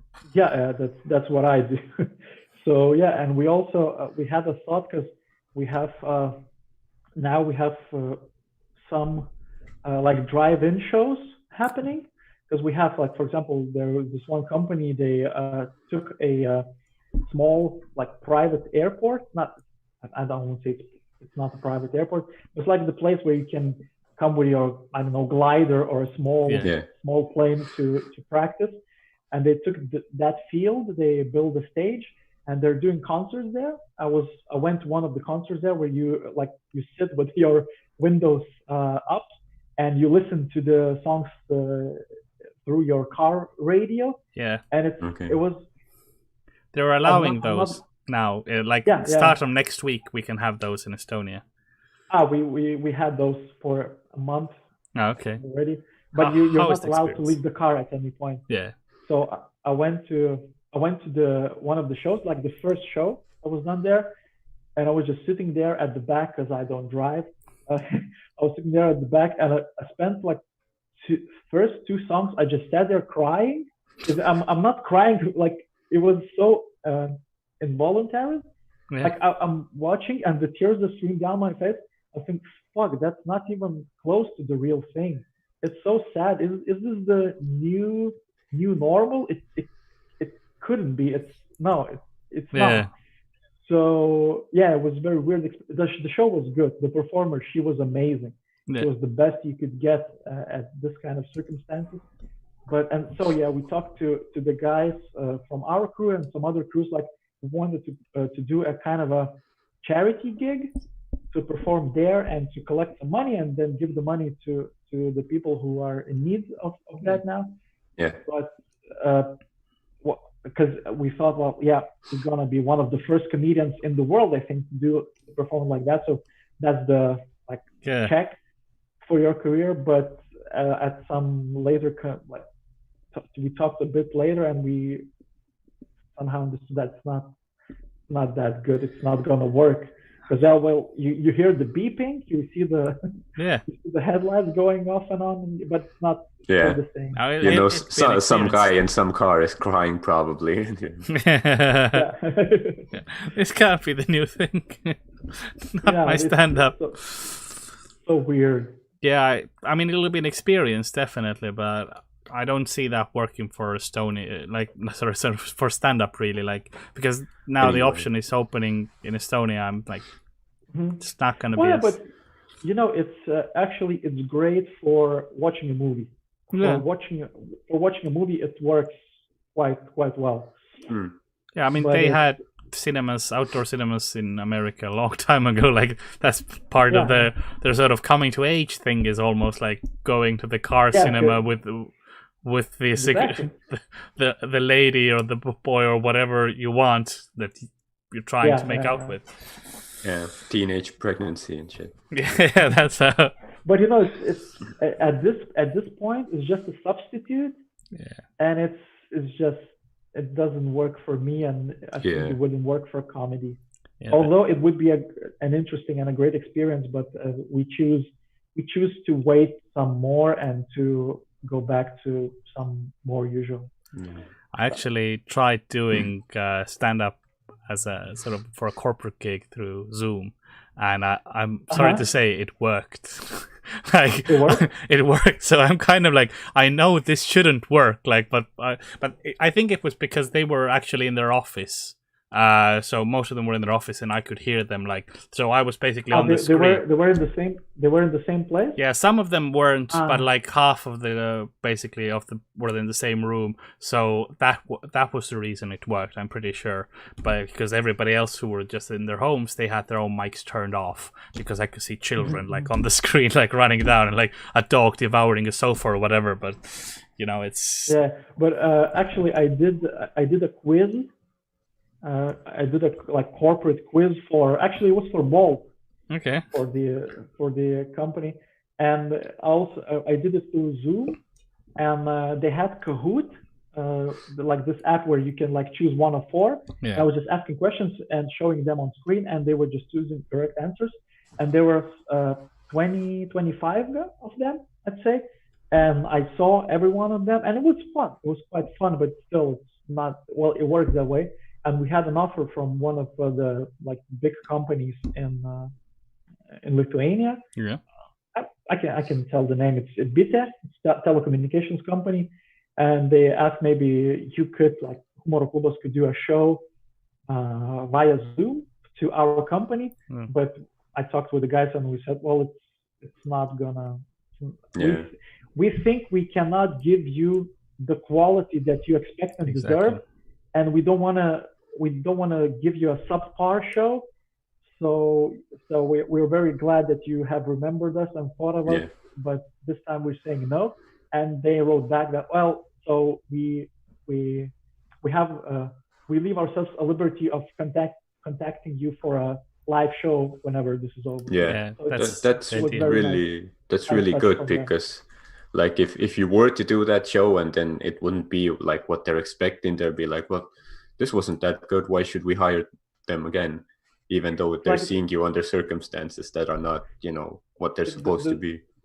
The same thing why we stopped going to the festivals to perform is actually this year would have been our first year in a while when we didn't do any festivals, so it will be, because you just can't do a good show in a festival because there are too much of outside factors that you cannot control, and too many random people who come to the festival but not to your show, and it's kind of sometimes it's like they create disruptions and it's not that good as it could be. Like a good example is for us Positivos, which is something we did for a while, and it was fine up till because we got the nature stage, which is a bit more secluded to the side, and you can do a nice stuff. People get on the, but then they got rid of the nature stage, and suddenly you're in the main area, and there's like a barrier between you and the people, and they have to stand so back. Like it's not going to work because there's the food area to my side and toilet to the left, and it's now this. And there's always like some other tent beside you where they're tuning their guitars or playing a full horn orchestra or something for some reason.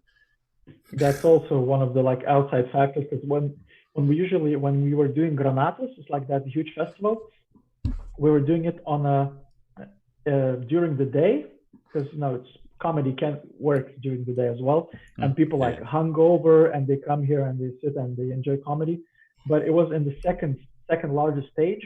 And when we're performing in that stage, the bands that are gonna play in the evening, they're checking their sound. We've had that. And sometimes you stop for a punchline, and then you hear some. Actually, that was happening. That's one of my favorite Lithuanian bands. They were preparing for their show there while I was, and I wrote them, shut the fuck up! You're disrupting my show. We had remember Positivos, and the drums were being tested. Main stage next to you, like you can't hear anything. It's okay. Let's next 10 minutes at least. Whoever's on, good luck. Yeah. But here the sort of restrictions. We can't do shows before July, for example. So we've still got a couple of months to go, and then in July we'll start getting to do outside shows and all that stuff, and inside as well. But there are regulations here that are like the government haven't actually been very clear at all. They're sort of talking. They don't know. So there's constantly info coming out that's very vague. Like, we'll allow some events. Any details? Yeah, some events. So that's my bus. Like, no, you're not going on the bus. Please come back. Seems like though that your government is at least a little bit more specific, as you said. Like you're supposed to wear a mask everywhere. Where with us it's like, should we wear a mask? And like, nah, I don't know. We suggest you do, but maybe we don't know. Maybe it doesn't help. Like, should we travel to northern Italy where there's this big epicenter? Nah, well, if you really need to, then maybe think about it. But we can say you have booked the hotel. Yeah. So then you're gonna lose money if you don't go. So maybe, well, actually, I have to say, the start of the quarantine and fighting the pandemic in Lithuania, I think we were quite. I think the government did quite well, and Vilnius city municipality did quite well. Kudos to them, credit where credit is due. Although I hate this government that we have now because they're shit, but I think they have taken the right measures at right time, and I think it helped us not to have this thing spread more than it did in some other countries. But now it's still everyone is there's this thing called quarantine fatigue. Yeah, same here, probably. You're tired and you start questioning stuff and you're like, what? And something for example, they have opened churches, I'd say 3 weeks ago maybe. It's like churches can do mass, but other events are you can't do other events. What the fuck? Yeah. Because there are a lot of old people going to the church, staying there, that's they're in the risk group. So it's great. So some of the measurements and some things that they say that they're quite vague, but it's still I think it's quite good now with the situation. We have I don't know 14 new cases today, and they have what's the word? They have localized them. It's now it region is specific. in one hospital and one like retirement home and stuff like that. And so I think it's getting contained, and so we'll see how it goes.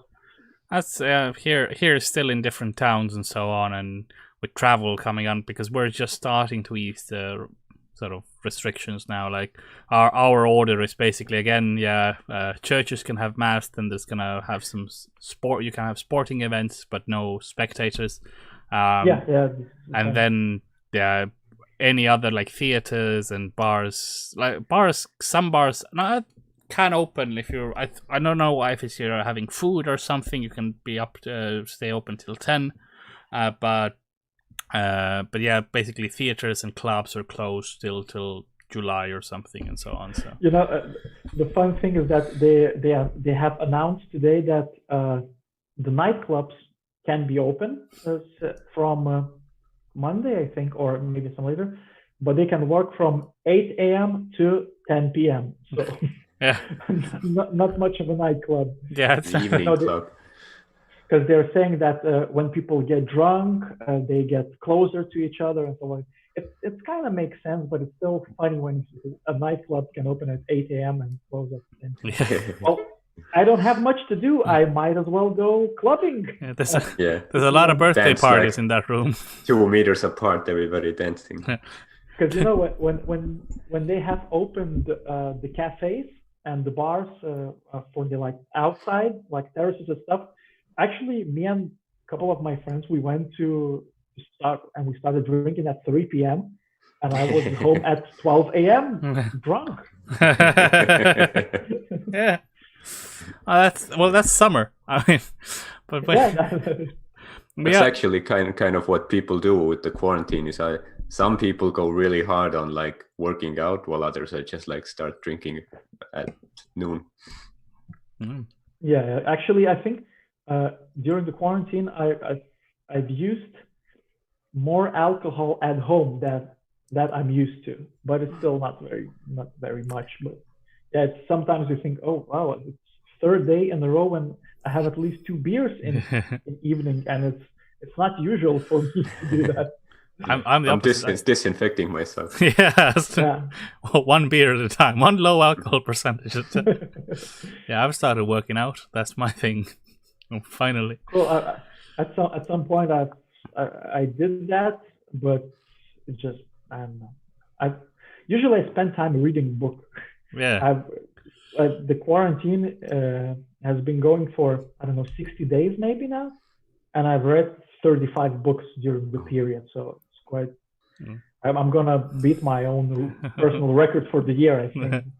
I have to say, I just I realized this also when I was looking at finding a picture to use in case the video went off. Like, it's been an interesting interview because it finally clicked. You look exactly like my father when he was younger. Like, it's almost a spitting image. So, It's been a strange talk for the last 1.5 hours. I have to say, like, blast from the past.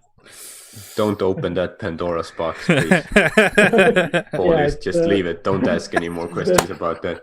I don't want to hear about stories about KGB and pirates and I don't know. The story just keeps growing every time. But for people, for some viewers we have left who have been wondering what he could have looked back in his KGB days, this is the deal. Might still be him. Your father wasn't KGB? No, no. But that wasn't very no. That's the training they give you when you're tortured. No. Okay, we'll pull out your teeth. No. Do you have the nuclear codes? No. But have you tried to sort of adapt in any other way? Because this show basically is because of the quarantine, right? Like, we used to have a podcast, but then we thought, hey, we're not going to meet in person because I have vulnerable risk people in my house, so I'm not going to come out. Let's still do something. So is there anything that you started doing more or thinking about trying?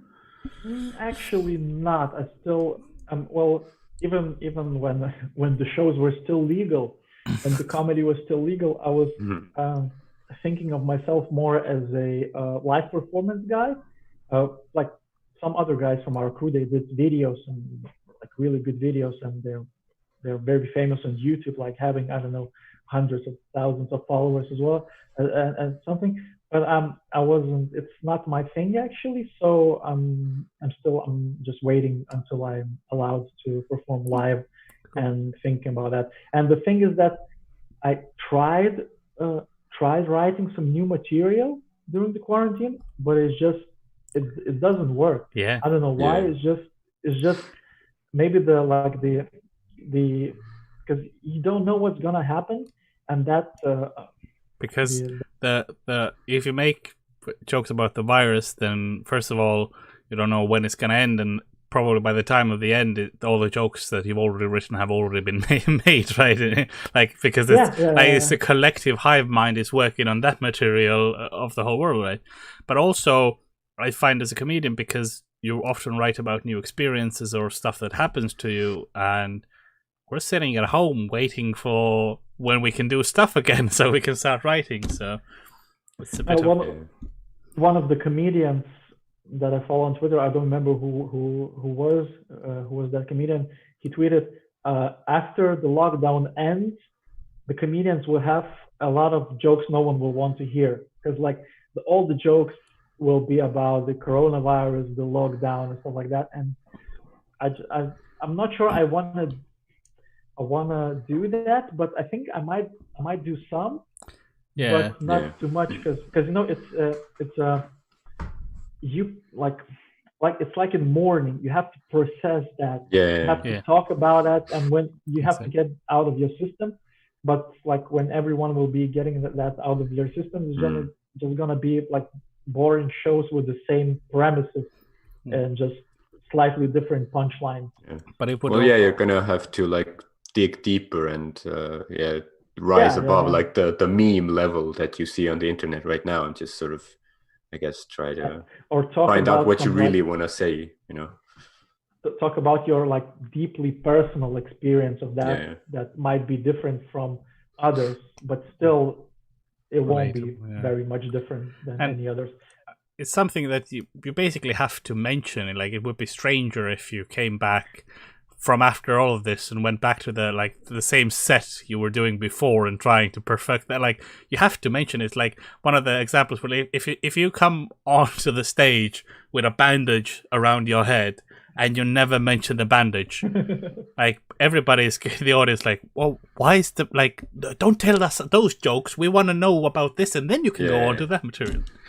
So you know, I'm thinking now about my material that I'm doing during this tour, and I see that I will change some parts of it to reflect more of a situation, but I'm not gonna like change it altogether. But you know, but you have to. Well, usually I'm the one who stars the show.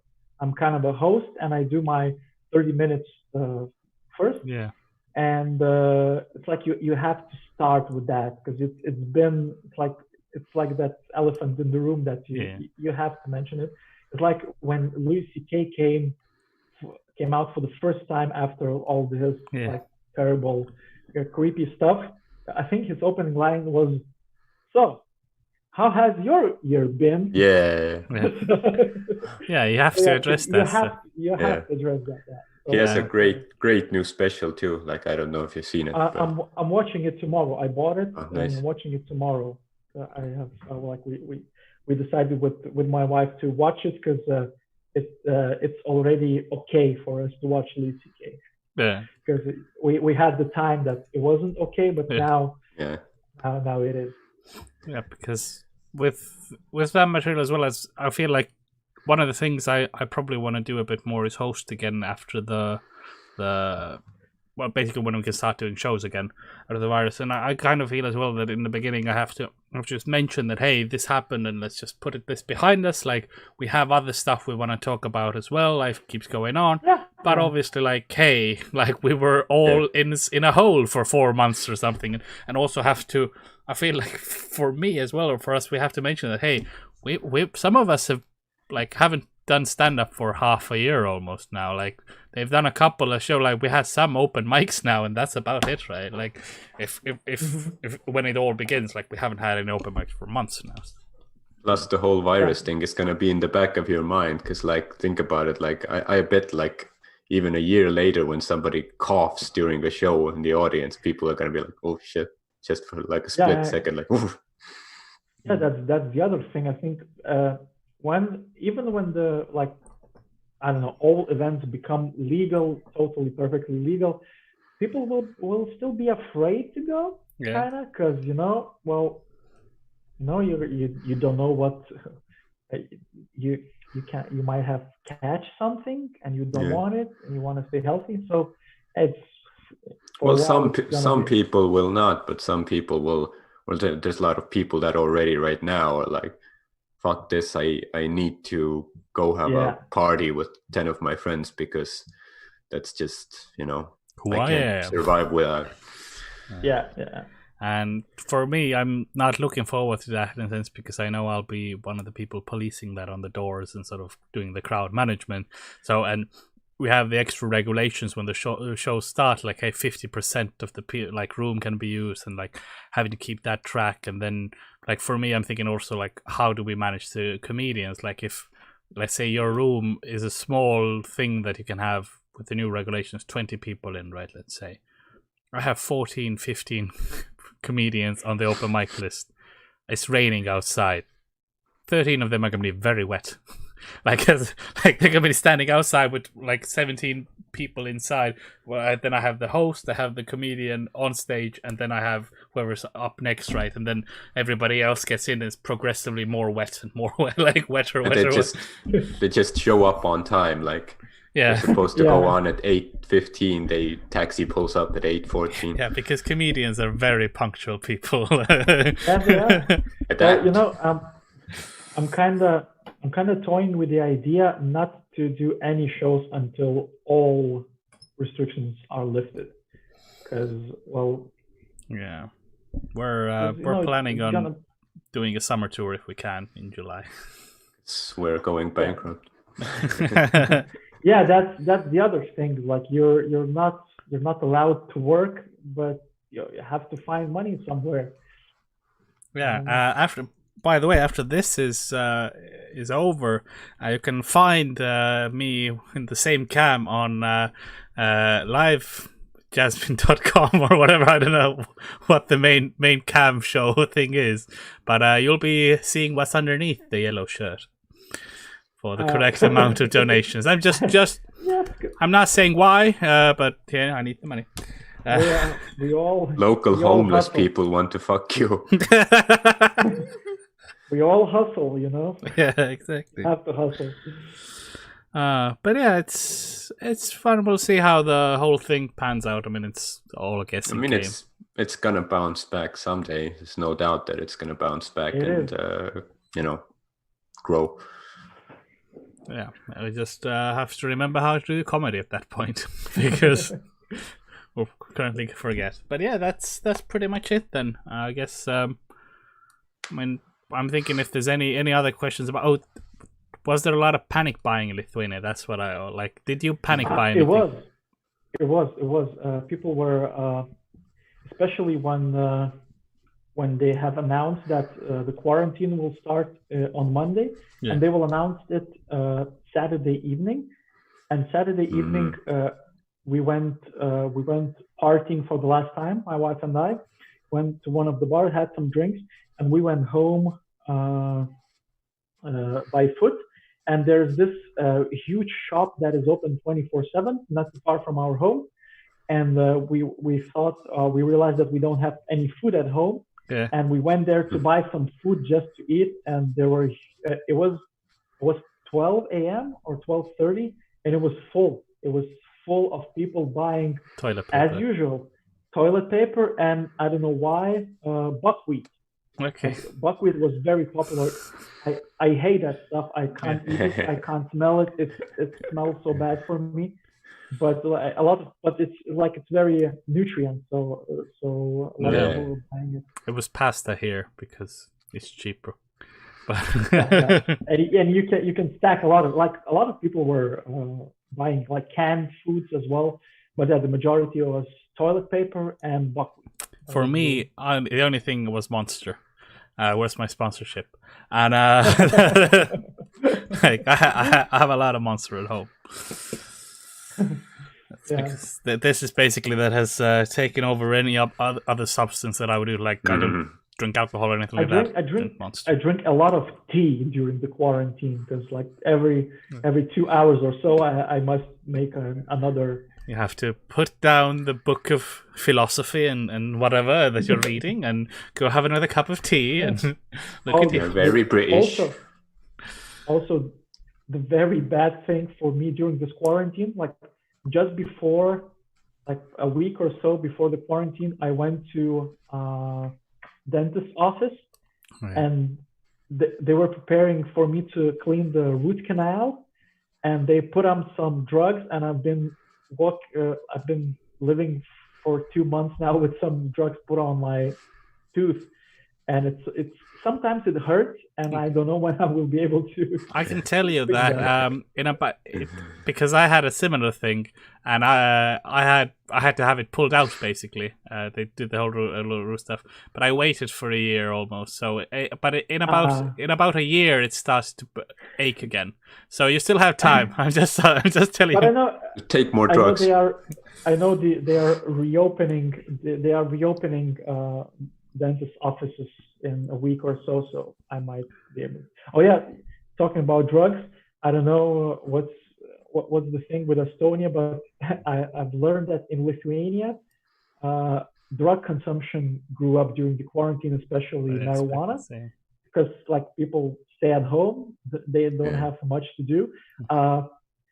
Delivery services are available for food, so you can get high and order a pizza and watch TV. So or put a PlayStation on or something. That's what a lot of people do. Yeah. It's I don't know what the situation is here, but I have a feeling because we don't have the official statistics yet. But as far as I've heard from little birdies, is that because there isn't that much, like there is growing, but like the price is high here anyway because it's difficult. It's not tolerated by the government and stuff. So once the borders closed, for example, there was an island called Saaremaa, which had the biggest explosion of it was the biggest epicenter, actually the whole epicenter of because of the volleyball team, the volleyball team, and the whole island was closed, right? And weed ran out on that island. Like that was a huge problem because you couldn't get people on. Like it was a real problem for the people there. Yeah, I think the island is still closed as well. Like it should open now, but it was rough because it was for the older people as well. Because during the Soviet times, it was an army base, pretty much the whole island, so it was closed anyway. So people getting flashbacks to the old Soviet time, like it's happening again. Oh fuck. Yeah, you needed like permits. I think it's probably a bit more relaxed now, but you still need permits to get on and off. Yeah, and I was actually once while that was all going on in there, I did I had before the shows closed and everything. I had a corporate event there, so I was on the same ferry as all the people coming off and all that. And but I'm always a loner, so everybody else was inside, and what I do is I just go outside. I go to the top deck no matter the weather, and it was raining and cold, and I just stand there and look out at the sea, right? So I didn't get in contact with anyone or touch anything, but all the people there probably spread the thing around, so I got out of there. Do you know that Lithuania with Latvia and Estonia, we have this free traveling zone now? Yeah. So we can go without self-isolating for 14 days, so that because I have a fishing trip that is happening in September, out of September in Finland, and I'm hoping that we're taking one van, but and we're driving. But the only risk, I think, that we're taking a ferry from Tallinn to, I think, Helsinki, and then to one of the islands in Finland. So I think that might be it. Yeah, I think the Tallinn ferry is gonna be, but I think they have regulations there as well now, so they're not putting it as full as it was, so it's a bit more open. And don't go to Burger King just on the ferry. That's where most of the people will be coughing and rioting. But they are actually big enough ferries, so like it should be fine. I imagine if they manage to control the amount of people on the ferries, I don't really see a problem. Yeah. Someone said Saaremaa is open already, and as far as I know, always lacks weed. So, okay, well, good to know. Oh, cool. Thanks for. Thanks for that. I need to know. That If the comedy thing doesn't come back, then you could start like an import business. Lithuania probably has a better weed connection than Estonia. You have Poland and all these places close. There's more borders, less sea. Closer to the rest of Europe. Yeah, and also it is. Also, the border is bigger, so there's more places to guard. I can see a lot of potential here. We should just rent a plane and airdrop weed to Saaremaa. Hang in there. I'm like in the Matrix now. The numbers are in front of my eyes. Okay, but yeah, that's pretty much it for the show as well.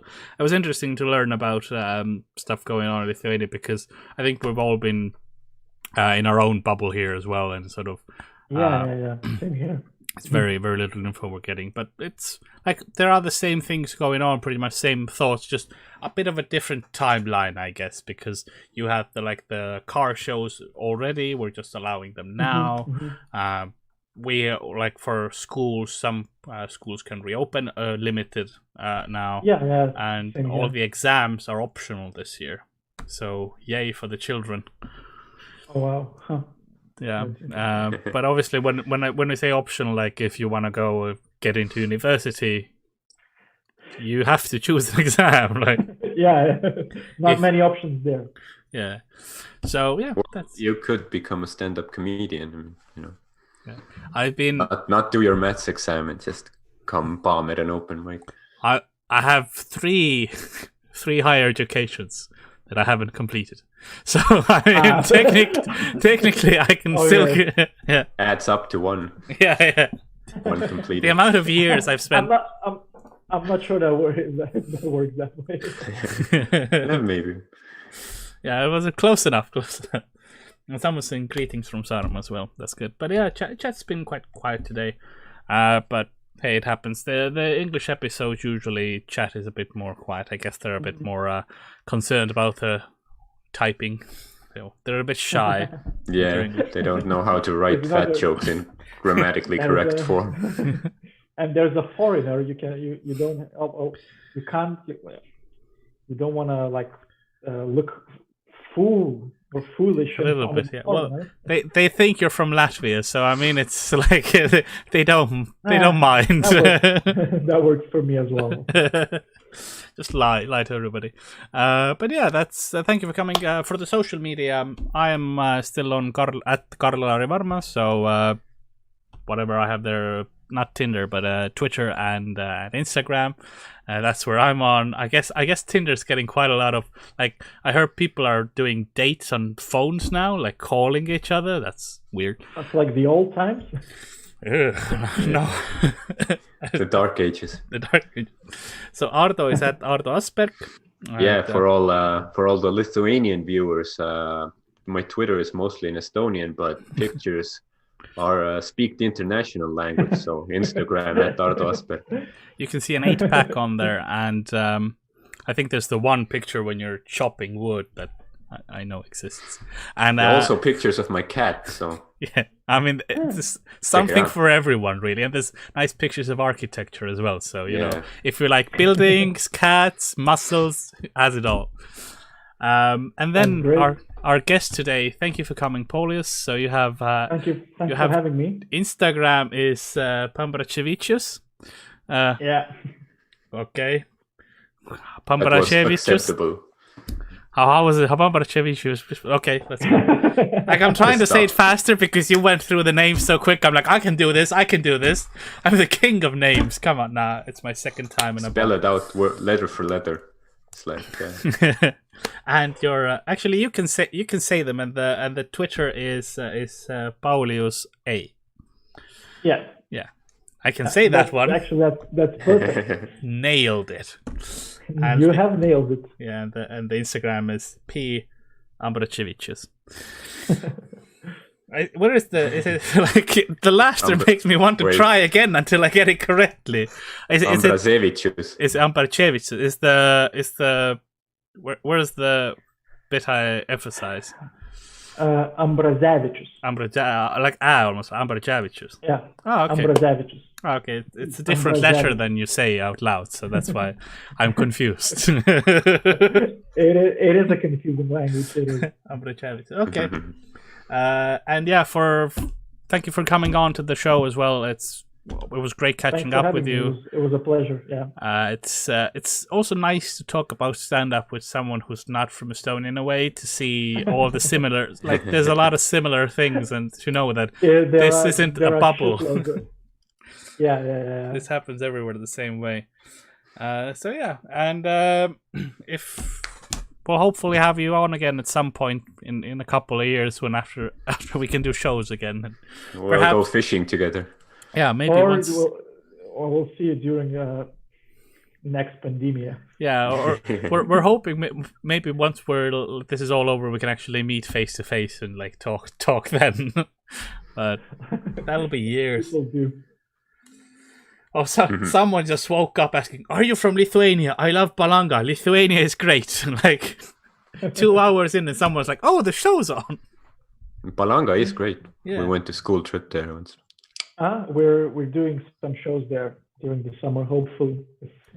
For a moment, I thought I went to school there. I was like, that's like, I wouldn't even be surprised. Like, this pans out. Because Ardo is an international man of mystery. Exactly. But yeah, thank you everybody for watching as well, who stuck on for the 2-hour podcast. This is actually quite long for us.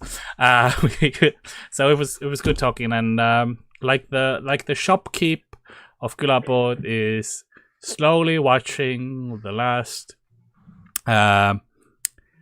waves of time swallow the wreck of the Fiat, Ford Fiat, or whatever the car is called, and the sands of destiny are slowly covering or being blown over the head of the shopkeep as he's slowly suffocating. Suddenly our episode has finished. I mean, I told you it was gonna be weird, and that is weird. That is extremely weird. People are like, well, but in the chat, someone said my first sex adventure was in Palang. Thank you for mentioning it. My first sex adventure. Wasn't that you, Ardo? Yeah, it was. It was like a theme park ride. Was it at the school, on the school bus, or? And you? No, it was Palanga Beach. You know, they have that. I think that was Palanga, right? Where they have that one long like road going to the beach, and they have like theme park stuff. Yeah. So Basanavičius Street. Yeah, that was awesome. Someone actually got. I remember when we went to school. We went to Palanga as well. Like Estonians were banned from our hotel because we basically trashed the place. I remember like at like 4 a.m. I was getting a corkscrew from my teacher for the bottle of wine, and then I ended up pouring toothpaste over one guy's face, and then I had like a liter of vodka. I went to the shower, sat in the shower because everybody else was sleeping. Wait, you shat in this? No, I sat in the shower. No H in that word. It's weird. They said the same thing to us, that we'll never have Estonians again in this hotel. But it's so weird that you went to Palanga during a school trip. It sounds like a random place to go with your school if you're from Estonia. Well, kind of. I guess it's like a holiday resort kind of thing, and like one of the goals, like in Latvia, usually you wouldn't go to the school trip to Riga, you'd go to Jurmala, which is a water park. So you go to something a bit more off the beaten. Well, yeah, it's far enough, it's south enough to, it's a foreign country, so it's a trip, but it's not, I don't know, Ibiza or something that doesn't blow the budget. Yeah, it's also a little bit more difficult to lose to children in Palanga than in Vilnius, right? Like, yeah, it is. It is definitely. I do get that. I mean, the year after that, we went to Saint Petersburg, so it's all fun. We brought a lot of knives back illegally. I can tell you that. I had one guy who had, and he was the only one who was searched because we had a border control, and he had like 12 knives in his backpack. Like he had just bought at the border. He had 12 knives in his back. He was just sorry. Yeah, the locals gave them to me. Yeah. Do you have a license for these knives in your bag? What's the deal with? I didn't even know they were there. I didn't know. But okay, that's keep going back to them. Like I do, credit scene, Yeah, I do want to know what was. Yeah, people are like leaving already, and then shit, more. I do want, like, Thomas said it was a sex adventure, and like this, I want to know what the sex adventure was. Like, I get how, like, what made it an adventure? Like, I get the sex part, but an adventure, what qualifies? Every hole, I think. Oh yes, perhaps. Whoa! This is the point where suddenly the hobbits went from, I don't know, the Shire to the fucking Forbidden Forest or whatever. Oh, that's what we call it, the Forbidden Forest. As I parted your Forbidden Forest, and anyway, one does not go into Mordor without lube. What? Run, you fools! What's that fire? Is it the Balrog? No, I have blessed the eye. Anyway, let's finish this. Let's finish. Like, I can see, like, this is the point where Paulius is regretting coming on the show, and this is the perfect moment. I'm not regretting. I just think, it's been 7 minutes too much. Yeah, exactly. Like, yeah, we didn't take the chance to leave when we're still on. Yeah. No, it works with sex adventure as well. Yeah, this last 7 minutes is like why you have a career and we don't. We just produce like insane shit. Thomas did say, he had a sentence. He said, "One hole full of sand. I'm leaving. Thank you." Very polite guy. Thank you, Thomas. Now, which hole? Anyway, because that, like, and also full of sand, because depending on the, like, there can be a lot of sand. Like, anyway, thank you for coming on Külapood. Like, I should have used a different phrase now. Thanks for having me. Thank you for appearing on the show. And okay, what? I'm not even gonna, like, chat's go like goodbye. As Thomas would say, thank you. Cut the cord. Cut Actually, it. I'm leaving. Cut it. Bye.